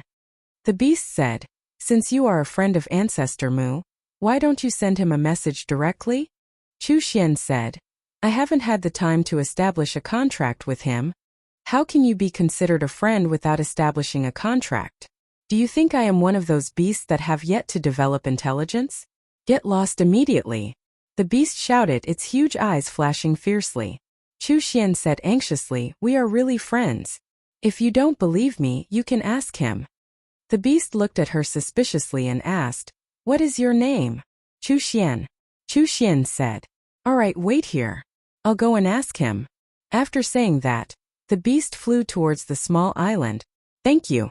Chu Xian quickly bowed and thanked it. Then she glanced at Soothing Lake with envy. This place is great. Not only does it have an independent courtyard, but it also has a sacred beast guarding it. If I could live here, why would I need to curry favor with that fat pig? Why is the heavens so unfair? I have worked so hard for so long, but I am still just an ordinary disciple. How many years has this Ancestor Mu been in the main tower? He is already a disciple of the main tower master, and is respected by the world. I am not convinced. Tightly, Chu Xian clenched her fists. The envy on her face turned into jealousy and hatred. Whoosh! After a while, the beast returned and looked at Chu Xian. Sorry, Ancestor Mu said that he has no time to see you now. This? Chu Xian's body stiffened. She hurriedly said, did you tell him my name? Yes. He also specially asked me to tell you that he is powerless to do anything about the Heavenly Spiral tribe. The beast said. Chu Xian's eyes trembled, and her face was full of despair. The ferocious beast said, please leave immediately. Otherwise, don't blame me for being impolite. No. I must see him. Please make an exception. Chu Xian pleaded bitterly. But the ferocious beast was not moved at all. It's useless even if you see him. But at this moment, a cold voice sounded. Young Master Hao and Wang Yu were both flew over. Greetings, young Master Hao. Greetings, Monsieur. Chu Xian hurriedly bowed. Wang Yu looked at her coldly and said, put away your hypocritical face. Chu Xian was puzzled. Why do you say that, Miss Yu? Young Master Hao said, we all know what kind of person you are. There's no need to pretend anymore. Chu Xian's expression froze. Young Master Hao said indifferently, do you know why I'm dealing with your Heavenly Spiral tribe? Chu Xian shook her head. Because you provoked Fatso. Provoking Fatso is provoking Ancestor Mu. Provoking Ancestor Mu is provoking me. Young Master Hao said, how did I provoke Fatso? Is it because I didn't agree to his pursuit? Chu Xian said angrily, if that's the case, I naturally won't target your Heavenly Spiral tribe. But you used Fatso to get close to Ancestor Mu. This is what I can't tolerate. Young Master Hao shouted. What? They really know. Chu Xian's face was pale. How did these people know? Are you wondering why we found out when you hid it so well? Let me give you a hint. We've been to White Cloud City and even met your arrogant brother, Chu Outyan. That's all I have to say. Take care of yourself. With that, young Master Hao turned around and left with Wang Yuer. Been to White Cloud City? Could it be? Chu Xian's eyes trembled. She suddenly raised her head and stared at the backs of Wang Yuer and young Master Hao. She shouted, Why are you doing this to me? I just want to get what I want. Is that wrong? What right do you have to treat me like this? You're stubborn. Only by working hard can you get what you want. You can't use others. Initially, I only wanted to expel the people from your tribe and you could continue to stay in the main tower. But it seems like there's no need for that now. Tomorrow, you'll go to the first district with your tribe. Young Master Hao said without looking back. Boom! Hearing that, Chu Xian felt like she was struck by lightning. Her body and mind trembled and her mind rumbled. I'm wrong. Let me stay. Please, I beg you. She quickly knelt in the void and begged pitifully. However, young Master Hao and young Master Hao ignored her and disappeared from her sight. Why, I can't accept this. Chu Xian roared at the sky like a crazy demon. Leave now. The ferocious beast shouted. Its ferocious might was like a waterfall as it pounced towards Chu Xian. I don't need you to rush me. I'll leave. Chu Xian retracted her gaze and glared at the beast. Then she looked at the small island in the middle of the lake. Her eyes were full of resentment. Sooner or later, I'll enter the Central Divine Kingdom openly. At that time I'll make you regret it for the rest of your lives. Just you wait. She smiled sinisterly, opened the portal, and walked in without looking back. What? You're only going to expel them from the Central Divine Kingdom? At the same time, Fatso and Qin Feiyang were talking through transmission. The fatty's face was filled with displeasure. I just heard it from young Master Hao. He probably misunderstood us. We said we'll make the Heavenly Spiral tribe disappear, but we're actually going to exterminate them. He thought we were asking him to expel the Heavenly Spiral tribe from the Central Divine Kingdom, Qin Feiyang said. On the same day, since young Master Hao had offered to help solve this problem, he didn't ask about it. He had been cultivating quietly. When the beast went to find him, young Master Hao came out after hearing the news. He casually asked young Master Hao and found out. Isn't this letting the tiger return to the mountain? Fatso raised his eyebrows. Letting the tiger return to the mountain? It shouldn't be. Qin Feiyang shook his head. Although the leader of the Heavenly Spiral tribe was a 9-star battle saint, they had all unlocked the gate of potential. It was only a matter of time before they surpassed the leader of the Heavenly Spiral tribe. As for Chu Xian, she was just a battle master. Even if she was given time, what could she do? I still think we're letting them off too easily. Why don't we go to the Heavenly Spiral tribe tonight? Fatso's eyes flashed with killing intent. No. Young Master Hao must have gotten the Chief Pagoda Master's approval. If we go and exterminate the Heavenly Spiral tribe now, I'm afraid the Chief Pagoda Master will be dissatisfied. After all, the Chief Pagoda Master already has the intention to get rid of me, Qin Feiyang said in a deep voice. Fatso nodded and said, That's true. If the Chief Pagoda Master uses this as a pretext to make a fuss and accuses us of killing the innocent, then the loss will outweigh the gain. Yes. Now we can't let him seize the opportunity. As for the Heavenly Spiral tribe, if you really want to get rid of them, we can just go to the first district, Qin Feiyang said. Alright. Anyway, Chu Xian has suffered enough for the past 2 days. Fatso sneered. That's right. Moreover, for the people of the Central Divine Kingdom, being exiled to the first district is more painful than being killed directly, Qin Feiyang said with a smile. She finally paid the price. Let's see if she still dares to do this in the future. Fatso's face was full of disgust. Qin Feiyang smiled and asked, How's Li Yan? As you expected, she really went to seek death, but now she has been comforted by Fat Lord. By the way, there's one more thing. Fatso's eyes lit up. What is it? Qin Feiyang was surprised. Fatso said, There's a little white dragon hidden in the chief pagoda. What? Qin Feiyong suddenly stood up, his eyes full of disbelief. Fat Lord saw it with his own eyes. That little white dragon seems to have been born not long ago, and has not fully awakened its intelligence. Fatso said. Where is it? Qin Feiyong asked. Fatso said. In a pool not far from the sword tip. Why don't Fat Lord take you to have a look tonight? Okay. Qin Feiyong nodded. Then I'll continue to keep an eye on Li Yan. I'll send you a message tonight. After Fatso finished speaking, the shadow dissipated. Qin Feiyong returned to his seat and couldn't calm down for a long time. There was actually a little white dragon in the chief pagoda. This was too shocking. He couldn't wait to go and take a look. But reason told him that he couldn't do this. Because there were too many people during the day. If he was seen by someone, it would be bad. Midnight. Two black shadows swept across the sky above the sword tip. It was Qin Feiyong and Fatso. Fatso chuckled and said, Boss, you didn't cultivate today, right? Qin Feiyong smiled bitterly. With the birth of the divine dragon, how could he still be in the mood to cultivate? It could be said that this day felt like a year to him. Suddenly, Qin Feiyong seemed to have thought of something and asked, Li Yan also knows about the little white dragon? Fatso said. She was the one who summoned the little white dragon, and it seems that they have a very good relationship. I didn't expect this woman to be so capable. Even the divine dragon likes her so much. Qin Feiyong was surprised.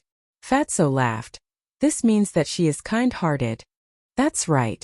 Generally, divine beasts like the little white dragon that have just been born prefer to come into contact with people with pure hearts. Qin Feiyong nodded. While they were talking, the two of them arrived above the pool. Go down. Fatso waved his hand, and the two of them landed by the pool like lightning. This place was still the same as last night. It was silent, and there was not the slightest fluctuation on the surface of the water. Little white dragon, I'm here. Fatso looked at the pool, and called out softly in the same way that Li Yan summoned the little white dragon last night. Time passed breath by breath. Even after 100 breaths, there was still no movement on the surface of the water. Little white dragon, big brother has candy to eat. Little white dragon, big brother has a beautiful big sister here. Little white dragon, your sister Li Yan is looking for you. Fatso tried many more methods but to no avail. He couldn't help but frown. What was going on? Qin Feiyong thought for a moment, glanced at the surface of the water and said, It can't be that only Li Yan herself can call it out, right? This. Fatso was unable to determine for a moment. Qin Feiyong said, Come, let's go down and look for it. Standing here and thinking, he couldn't come up with any results, so he might as well take action. Afraid of scaring the little white dragon away, when the two of them entered the pool, they were extremely careful and didn't make the slightest sound. The pool was not big, but it was very deep. The two of them carefully searched.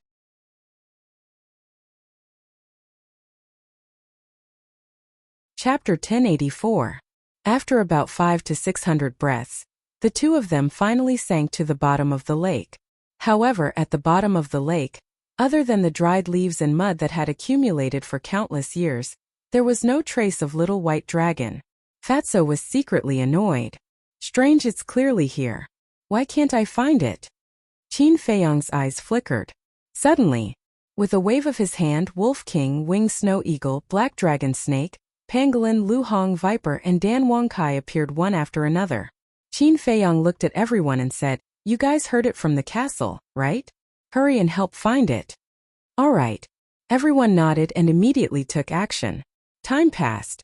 Everyone searched for an entire hour and almost turned the entire lake upside down. But they still could not find little white dragon. Lu Hong said, Fatso, you're not playing with us, are you? Fatso smiled bitterly. Madam, how would I dare to play with you guys? Then why can't you find it? Lu Hong frowned. I'm wondering the same thing. Fatso scanned the bottom of the lake. What the hell? It was still here last night, but it was gone today. Where did it go? Qin Feiyong looked at Fatso and asked, Have you asked Li Yan about little white dragon? Can I ask such a thing? If I ask, she'll definitely suspect that I'm targeting little white dragon. Fatso said. Qin Feiyong pondered for a moment and looked at Fatso. Go back and keep an eye on Li Yan first. I'll wait here and take a look. All right. Fatso nodded and headed towards the top of the lake. Qin Feiyong looked at Lu Hong and the others and smiled. I'll be enough here alone. You guys can go to the castle to cultivate as well. Dan Wangkai said hurriedly, Young master, can you help me solve the problem of the pill fire as soon as possible? He was a person who was born to refine pills. If he didn't refine pills for a day, his hands would itch. Qin Feiyong was stunned and apologized. I'm sorry, I forgot about it. After saying that, he took out a jade box and handed it to Dan Wangkai. He smiled and said, There's a cluster of grade 6 alchemy fire inside. Take it and use it. This grade 6 elixir fire was a congratulatory gift from the chief of the Divine Python tribe during the apprenticeship ceremony. Only a grade 6 alchemy fire? Dan Wangkai was a little disappointed. Then what rank do you want? 7th rank. Even the main tower regards the 7th grade pill fire as a treasure. Where am I supposed to find it for you? Qin Feiyong smiled helplessly. Dan Wangkai said, But if I use a 6th grade alchemy fire, I can only refine battle chi pills with 4 veins. This will slow down everyone's cultivation speed. The more veins there were, the more energy the battle chi pill contained. Although there was only a difference of 1 between 4 and 5 elixir veins, the difference in effect was like heaven and earth. That makes sense. Qin Feiyong lowered his head and pondered for a while. He said, How about this, you use it first? I'll go to the trading pavilion tomorrow. All right. Dan Wangkai nodded helplessly, then smiled and said, What about the recipes for potential pills? His eyes were filled with desire. Qin Feiyong smiled and said, It's all in the pill scripture. Go take a look yourself. Thank you, young master. Dan Wangkai was overjoyed. Qin Feiyong smiled faintly and said, Didn't I say it before? If you follow me, I won't mistreat you. Of course. Dan Wangkai nodded and smiled flatteringly. Beside him, Viper also had a flattering look on his face. Qin Feiyong waved his hand and sent the people and beasts to the ancient castle. Then, he sat cross-legged at the bottom of the lake and waited for Little White Dragon to appear. Dragon Phoenix Pavilion. Although it was already late at night, it was still as lively as ever. In a certain private room, a woman in white sat beside the coffee table. The water in the teapot was already boiling and gurgling. The fragrance of tea filled the entire room. However, the woman in white did not seem to be interested in tea at all, and was frowning the entire time. Buzz! Suddenly she took out an image crystal. Before long, the image of a middle-aged man appeared. It was the leader of the Divine Python tribe. The leader of the Divine Python tribe smiled and asked, Madam, how's the progress? That's right. The woman in white was the high priestess of the Divine Python tribe. The high priestess sighed. Don't mention it. I haven't even seen him yet. The leader of the Divine Python tribe frowned and said, What's going on? Didn't you go there long ago? Could it be that he doesn't want to see you? That's not it. The high priestess shook her head. Then why is that? The leader of the Divine Python tribe was suspicious. The high priestess said, Ever since I entered the Divine City, I've been waiting at the Dragon Phoenix Pavilion. But until now, he hasn't come to the Dragon Phoenix Pavilion even once. I heard that this lad is a cultivation maniac and won't wander outside if there's nothing. Why don't you go to the main tower to look for him? The leader of the Divine Python tribe asked. According to my sources, he's staying at the Soothing Lake now. You know that place outsiders can't enter at all. Moreover, if I go to the main tower to look for him openly, the tower master will definitely ask about it. The tower master is unfathomable. I don't want to face him unless I have no other choice. The high priestess said. That's true. The leader of the Divine Python tribe nodded and said, What about Pei Yi? Isn't he on good terms with Ancestor Mu? I don't want to alarm him either. After all, this matter is related to him. The high priestess rubbed her head and said, Doesn't Ancestor Mu have many friends? The leader of the Divine Python tribe said angrily, How can someone like him have friends? It's just that he doesn't know what kind of person he is. Lu Yuan smiled and said, Mr. Mu, if you don't mind, please take a seat in the VIP room. Lead the way. Qin Feiyong said. And, seeing Qin Feiyong agree so readily, Lu Yuan couldn't get used to it for a while. Am I not welcome? Qin Feiyong smiled faintly. Of course you're welcome. Lu Yuan quivered and hurriedly led the way in front. Not long after, the two entered a small room. He had been to this VIP room before. It was simple and tidy. And now, although it was still tidy, there were a lot of jewelry and decorations. Obviously, it was arranged by Lu Yuan. Perhaps in Lu Yuan's view, these things could improve one's identity and status, but in Qin Feiyong's view, they were very tacky. Please take a seat. Lu Yuan invited enthusiastically. Looking at those jeweled things, Qin Feiyong had already lost interest. He waved his hand and said, "Forget about sitting. Let's get to the point." Lu Yuan was stunned and nodded with a smile. Okay, please go ahead.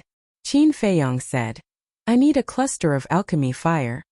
That's no problem. We have some 3rd and 4th grade alchemy fires in the trading pavilion now. Lu Yuan said. Qin Feiyong said, what I want is not 3rd or 4th grade alchemy fire, but 7th or 8th grade alchemy fire. This, Lu Yuan was stunned and hurriedly said, Mr. Mu, you are an alchemist. You should know how precious 7th grade alchemy fire is. Even if we have it, we will auction it. We will not trade it privately, let alone 8th grade alchemy fire. We really don't have it. The price doesn't matter. Qin Feiyong said. Lu Yuan smiled apologetically. It's not about the price. We really don't have it. Please forgive us, Mr. Mu. Qin Feiyong frowned and asked, do the trading pavilions in West City, South City, and North City have it? Lu Yuan said, I don't know about that. If you have time, you can go take a look yourself. If you don't, I'm willing to help you ask. All right, go ahead and ask. Qin Feiyong said. Please wait for a moment, Mr. Mu. After Lu Yuan finished speaking, he turned and left the VIP room. Qin Feiyong sat next to the tea table and frowned. If the trading pavilions did not have it, where could he find alchemy fire? Should he look for the chief tower master? Time passed quietly. Lu Yuan finally returned and said apologetically, Mr. Mu, I'm sorry. I've asked.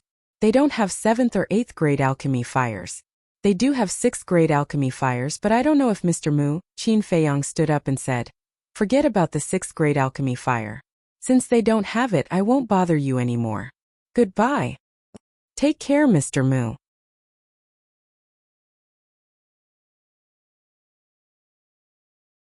Chapter 1085. Qin Feiyong opened the portal and returned to the calm lake. Soon he received a message from Yin Wei. What's wrong? Qin Feiyong asked with a smile. Yin Wei laughed. You went to the trading pavilion just now, right? In fact, although there is no 8th grade pill fire in the trading pavilion, there is a cluster of 7th grade pill fire. It seems to have been obtained by the pavilion master some time ago. Qin Feiyong raised his eyebrows and asked, then why did Lu Yuan say that he didn't have it? Because of Fu Anshan.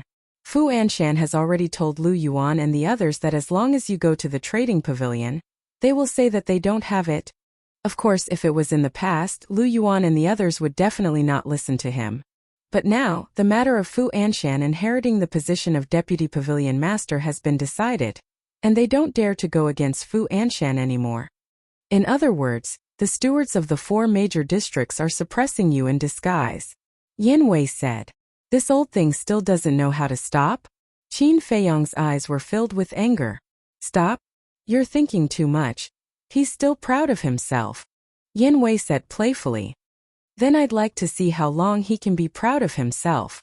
The corner of Qin Feiyong's mouth lifted, pursed with a thick sense of ridicule, and then said, don't act rashly, I will take care of him. I know. Yin Wei nodded. After ending the conversation, Qin Feiyong lowered his head for a moment and sneered. If I let you live so comfortably until the succession ceremony 2 months later, it would be too easy for you. He walked out of the attic and arrived outside young Master Hao's door. Dong! A moment later, young Master Hao opened the door and smiled. Are you planning to go to the Dragon Phoenix Pavilion with me? Why would I go to the Dragon Phoenix Pavilion? Qin Feiyong was stunned. Young Master Hao said, don't you know? Today is the day of the Dragon Phoenix wine auction. Not interested.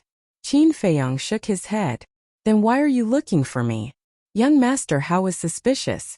Qin Feiyong said, I want to ask, where does the pavilion master live? You're looking for him? Young Master Hao was surprised. Yes. Qin Feiyong nodded.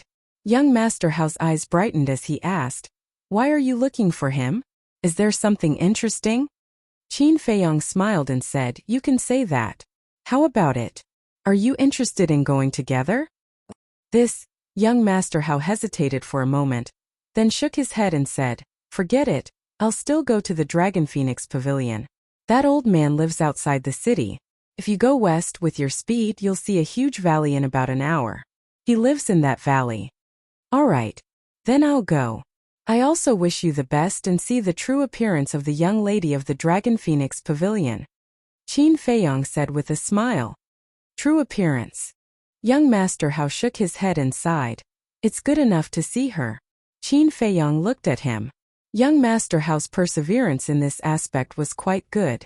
If it were anyone else, they would have fallen out long ago if they didn't even know what she looked like after paying so much. I'm just saying if her true appearance isn't as beautiful as you think, or even an ugly monster, can you accept it? Qin Feiyong asked. That depends on how ugly she is. If it's just average, I can accept it, Young Master Hao said. Qin Feiyong shook his head and smiled, saying, Then I wish you good luck. After saying that, Qin Feiyong opened the teleportation gate and descended outside the city. Then he rushed straight to the west. An hour later, he indeed saw a valley. The valley was unimaginably large, covering an area of dozens of miles. It was surrounded by mountains on all sides, and could only be entered from above. There were also countless ferocious beasts in the forest around the valley, and they were basically all emperor beasts. Even from afar, he could sense the terrifying auras coming from them. This old man really knows how to pick a place, Qin Feiyong muttered. Walking in this place was simply terrifying. Roar! A black leopard roared out. Its body was more than 10 meters long, and its emperor's might surged in the sky. Qin Feiyong's pupils constricted, and he immediately became vigilant. But the result was beyond his expectations. The ferocious beast did not attack him, but just observed him from afar. What's going on? Qin Feiyong was suspicious. Suddenly, the black leopard said, Young Master Mu, please follow me. What's going on? How do you know who I am? Qin Feiyong was extremely shocked. The black leopard did not answer. It turned around and flew toward the valley. Qin Feiyong followed it suspiciously. Gradually, he found that the emperor beasts lurking in the mountains were also looking at him curiously. After a while, Qin Feiyong followed the black leopard into the valley. He was immediately dumbfounded. In such a huge valley, medicinal herbs were all planted. Some were green and glistening. Some were crystal clear. They swayed in the wind, gushing with multicolored light, exuding endless vitality. Walking in the air above the valley, Qin Feiyong felt that his entire body was enveloped in a rich medicinal fragrance, making him feel refreshed. What kind of place is this? Following behind the black leopard, Qin Feiyong scanned the valley, his face full of surprise. Suddenly, he looked at a red fireglass tree. On the fiery red tree trunk, there was actually a tiger-shaped spirit pattern. He looked at a dragon saliva fruit. On the fruit, there was also a tiger-shaped spirit pattern. Beside the dragon saliva fruit, there was a 9 suns flower, which also had a tiger-shaped spirit pattern. Qin Feiyong was dumbfounded. The pavilion master of the trading pavilion let Qin Feiyong into the small wooden building. In front of the wooden building, there was a small open space with some flowers and plants. There was also a round stone table and 2 stone stools. I never thought that as the pavilion master of the trading pavilion senior, you would live such a simple life. Qin Feiyong shook his head and smiled. I'm already so old. What else can I do? Now I just want to have some peace and quiet. The pavilion master of the trading pavilion smiled and pointed to the stone stools. Young friend, please take a seat. Qin Feiyong nodded and sat on the stone stools. The pavilion master of the trading pavilion asked with a smile while making tea, Young friend, your trip to Qinghai was quite smooth, right? Qin Feiyong said, Thank you for your concern, senior. It was quite smooth. The pavilion master of the trading pavilion said, Young friend, have you seen someone called Tanjing? Who is Tanjing? Qin Feiyong was suspicious. Tianjing died in his hands. Of course he knew who it was, but he certainly could not admit it now. The pavilion master of the trading pavilion smiled and said, I heard from the chief pavilion master that the alchemy fire was snatched away by your big brother in the end. Tianjing should have died in his hands too. I don't know about that. Why don't I help you ask when I have time? Qin Feiyang said. That's not necessary. People have to pay a price for what they want. Young friend, please have some tea. The pavilion master of the trading pavilion smiled faintly and pushed a teacup in front of Qin Feiyang. Senior, you are detached from worldly affairs. I admire you. Qin Feiyang cupped his hands, then picked up the teacup and tasted it. Immediately, his eyes lit up and he praised, not bad. There is a faint fragrance of medicinal herbs in the natural tea fragrance. It has a unique flavor. Young friend, please look over there. The pavilion master of the trading pavilion pointed to the medicine field on the left. Qin Feiyang looked over and saw a small green tree growing in the medicine field. That was not a medicinal herb. It was a tea tree. Those are the tea trees that I cultivated myself when I had nothing to do. Although they are all ordinary tea trees, under the influence of the medicinal fragrance all year round, each leaf has a natural medicinal fragrance. I'm not bragging, but it tastes better than the so-called good tea outside. If you like it, I can give you some later. The pavilion master of the trading pavilion said with a smile. Thank you very much. Qin Feiyang was overjoyed. It seems that young friend is also a tea lover. The pavilion master of the trading pavilion smiled and retracted his gaze. He looked at Qin Feiyang and asked, Young friend, what are you here for this time?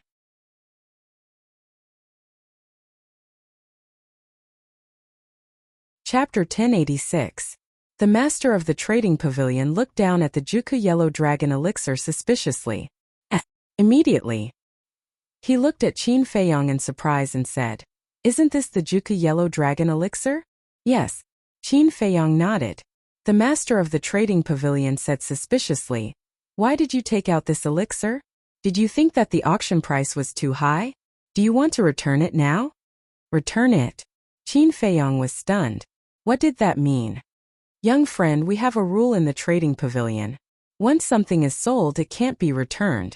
Of course, I can also buy this Juku Yellow Dragon elixir. But the price?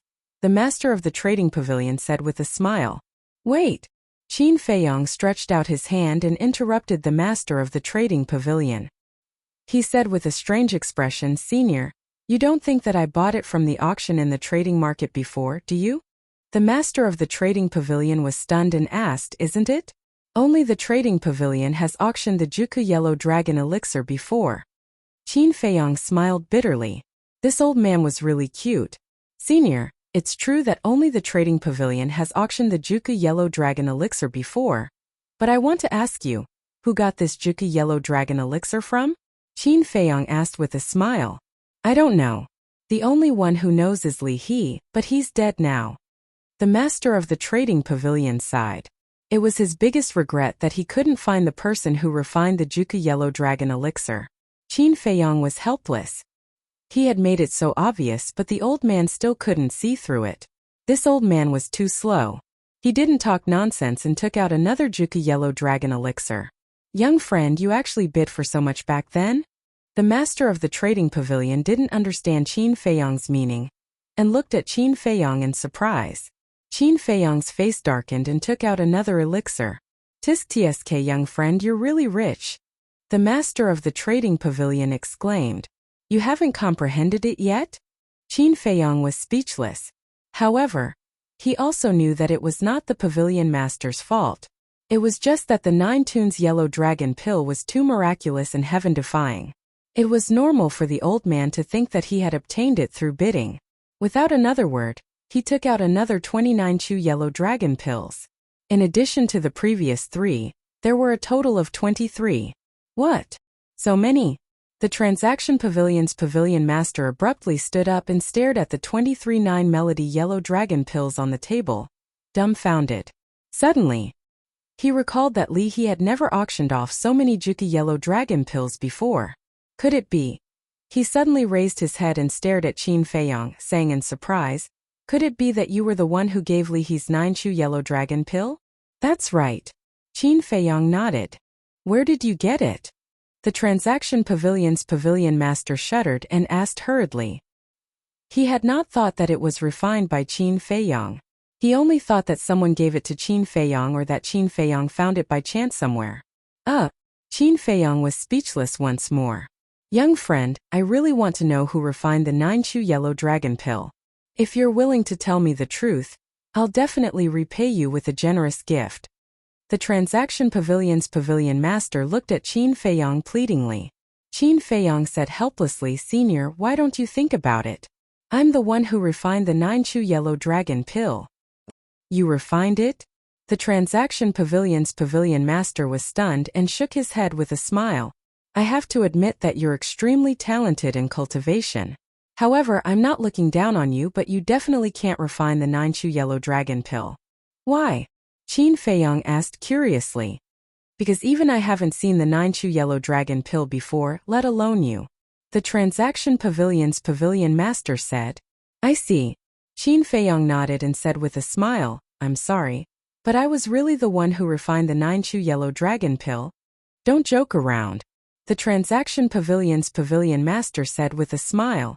I'm not joking. Qin Feiyong said. The transaction pavilion's pavilion master frowned and looked at the 23-chew yellow dragon pills again. He looked at Qin Feiyong and asked, You really refined them? It seems that it's difficult to convince the old senior. Qin Feiyong simply took out the netherworld demonic flame and the fire luan cauldron. The transaction pavilion's pavilion master was surprised. Qin Feiyong got up and said, Senior, please turn around and wait for me to refine the spirit liquid before turning back. He did this because he did not want the old man to know about the medicinal herbs of the 9-chew yellow dragon pill. The transaction pavilion master glanced at him and quickly turned around. He also couldn't wait to know if the 9-chew yellow dragon pill was refined by the kid in front of him. Qin Feiyong took out a set of medicinal herbs and directly opened the furnace to refine pills. In less than 50 breaths, the spirit liquid of various medicinal herbs was refined. Qin Feiyong said, You can look at it now. After refining the spirit liquid, the medicinal herbs would turn into ashes and the transaction pavilion master would not know what medicinal herbs it was. Heard. The transaction pavilion master hurriedly turned around and walked in front of Qin Feiyong, looking down at the spirit liquid in the pill furnace. So much? At that moment, his gaze trembled slightly. There were at least 50 to 60 drops of spirit liquid in the fire luan cauldron. In other words, the 9-chew yellow dragon pill required at least 50 to 60 kinds of medicinal herbs.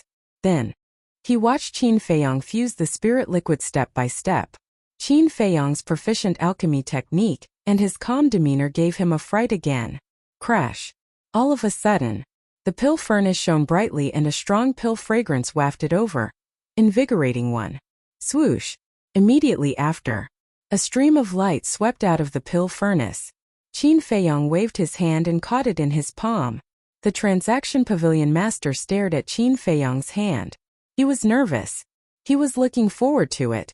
Senior, watch carefully. Qin Feiyong smiled faintly and extended his hand in front of the transaction pavilion master, opening his palm slowly. The transaction pavilion master's pupils constricted bit by bit. Finally, when the elixir in Qin Feiyong's palm appeared before his eyes, his pupils constricted and his face was filled with shock. It was really the 9-chew yellow dragon pill, and there were 7 pill patterns. Was this a dream? The 7 pill patterns shone brightly and almost blinded his eyes. He swallowed his saliva. There was a rumble in his head. He didn't know how to express the shock in his heart at this moment. This man's martial arts talent was already beyond the reach of countless monsters in the Central Divine Kingdom. But he didn't expect that his alchemy talent was also so terrifying. Was he still human? For a long time, the transaction pavilion master couldn't come back to his senses and was shocked. Qin Feiyong waved his hand and put away all the Juka yellow dragon pills, as well as the pill furnace and pill fire. He asked with a smile, Senior, do you believe me now? The transaction pavilion master shuddered and hurriedly looked at Qin Feiyong. He cupped his hands and said, Young friend, I didn't recognize you before. Please forgive me. It's understandable. Qin Feiyong smiled. The transaction pavilion master shook his head and sighed. Everyone thought that the person who refined the Juku Yellow Dragon pills must be an extremely powerful and mysterious expert. Who would have thought that it was actually you? Qin Feiyong smiled faintly. Young friend, please take a seat. The Transaction Pavilion Master's attitude was even more polite than the Chief Tower Master's. Qin Feiyong sat back on the stone bench and picked up the teacup. He didn't speak anymore and drank the tea silently. He had achieved the effect he wanted. Now he only needed to wait for the Transaction Pavilion Master to speak. The Transaction Pavilion Master was also a shrewd old man. Naturally, he could see Qin Feiyong's motive. He said, "Young friend, just say it. How can we continue to supply the Juku Yellow Dragon pills to the Transaction Pavilion?" Since Li He's death, there were no more Juku Yellow Dragon pills. The Transaction Pavilion's popularity was declining day by day. So no matter what, he had to persuade Qin Feiyong to put the Juku Yellow Dragon pills up for auction in the Transaction Pavilion. Qin Feiyong put down the teacup and smiled. Not long ago, I went to the Eastern City Transaction Pavilion to buy a cluster of 7th grade pill fire. The Transaction Pavilion Master was stunned and asked, "Lu Yuan didn't sell it to you?" Qin Feiyong said, "It's not that he didn't sell it, it's that he didn't have it." The Transaction Pavilion Master said suspiciously, "That's not right. I just happened to get a cluster of 7th grade pill fire some time ago. How could I not have it?" Qin Feiyong said, "Not only did Lu Yuan say that he didn't have it, but even the people of the Western City, Southern City, and Northern City also said that they didn't have it. Why is that? Could it have been auctioned off? But that's not right. If it was really auctioned off, they would report it to me as soon as possible." The Transaction Pavilion Master frowned. Qin Feiyong shook his head and said, "Whether it was auctioned off or not, I don't know. But I received a rumor that Fu Anshan and the other 3 stewards are secretly banning me." "What? Did they eat a leopard's guts?" The Transaction Pavilion Master was furious. "Senior, I'm very grateful to you for giving me the Fire Luan Cauldron. But this matter makes me very uncomfortable," Qin Feiyong said. The Transaction Pavilion Master's heart skipped a beat. And he said solemnly, "Little friend, don't worry. I'll definitely investigate this matter." Qin Feiyong's eyes flashed with a smile and said, "Then I'll wait and see. However, don't cancel Fu Anshan's position as the Deputy Pavilion Master. Ask him to come to me. In addition, please keep the matter of the Juku Yellow Dragon pill a secret for the time being." "I understand." The Transaction Pavilion Master nodded. Qin Feiyong then got up and cupped his hands. "Then I still have something to do, so I won't disturb you." "Okay." The Transaction Pavilion Master nodded and got up to send him off. Then, as if he thought of something, he stretched out his hand and said, "Little friend, please wait." Qin Feiyong looked at him suspiciously. The Transaction Pavilion Master took out 3 exquisite jade boxes from his Qingkuan bag. The jade boxes were the size of an adult's palm. "These are the tea leaves that I made myself. Please accept them." The Pavilion Master of the Trading Pavilion handed the 3 jade boxes to Qin Feiyong. Qin Feiyong's eyes lit up, and he said with a smile, "Thank you, Senior. I won't stand on ceremony." He really liked this kind of tea leaves. After putting away the 3 jade boxes, Qin Feiyong opened the portal and left. When the portal disappeared, the Transaction Pavilion Master's face sank and he took out an image crystal. Buzz! Fu Anshan's figure appeared and bowed. "Greetings, Pavilion Master." The Transaction Pavilion Master said in a deep voice, "Call Lu Yuan and the other 2 and come to me immediately." "What's wrong, sir?" Fu Anshan was surprised. "Cut the crap.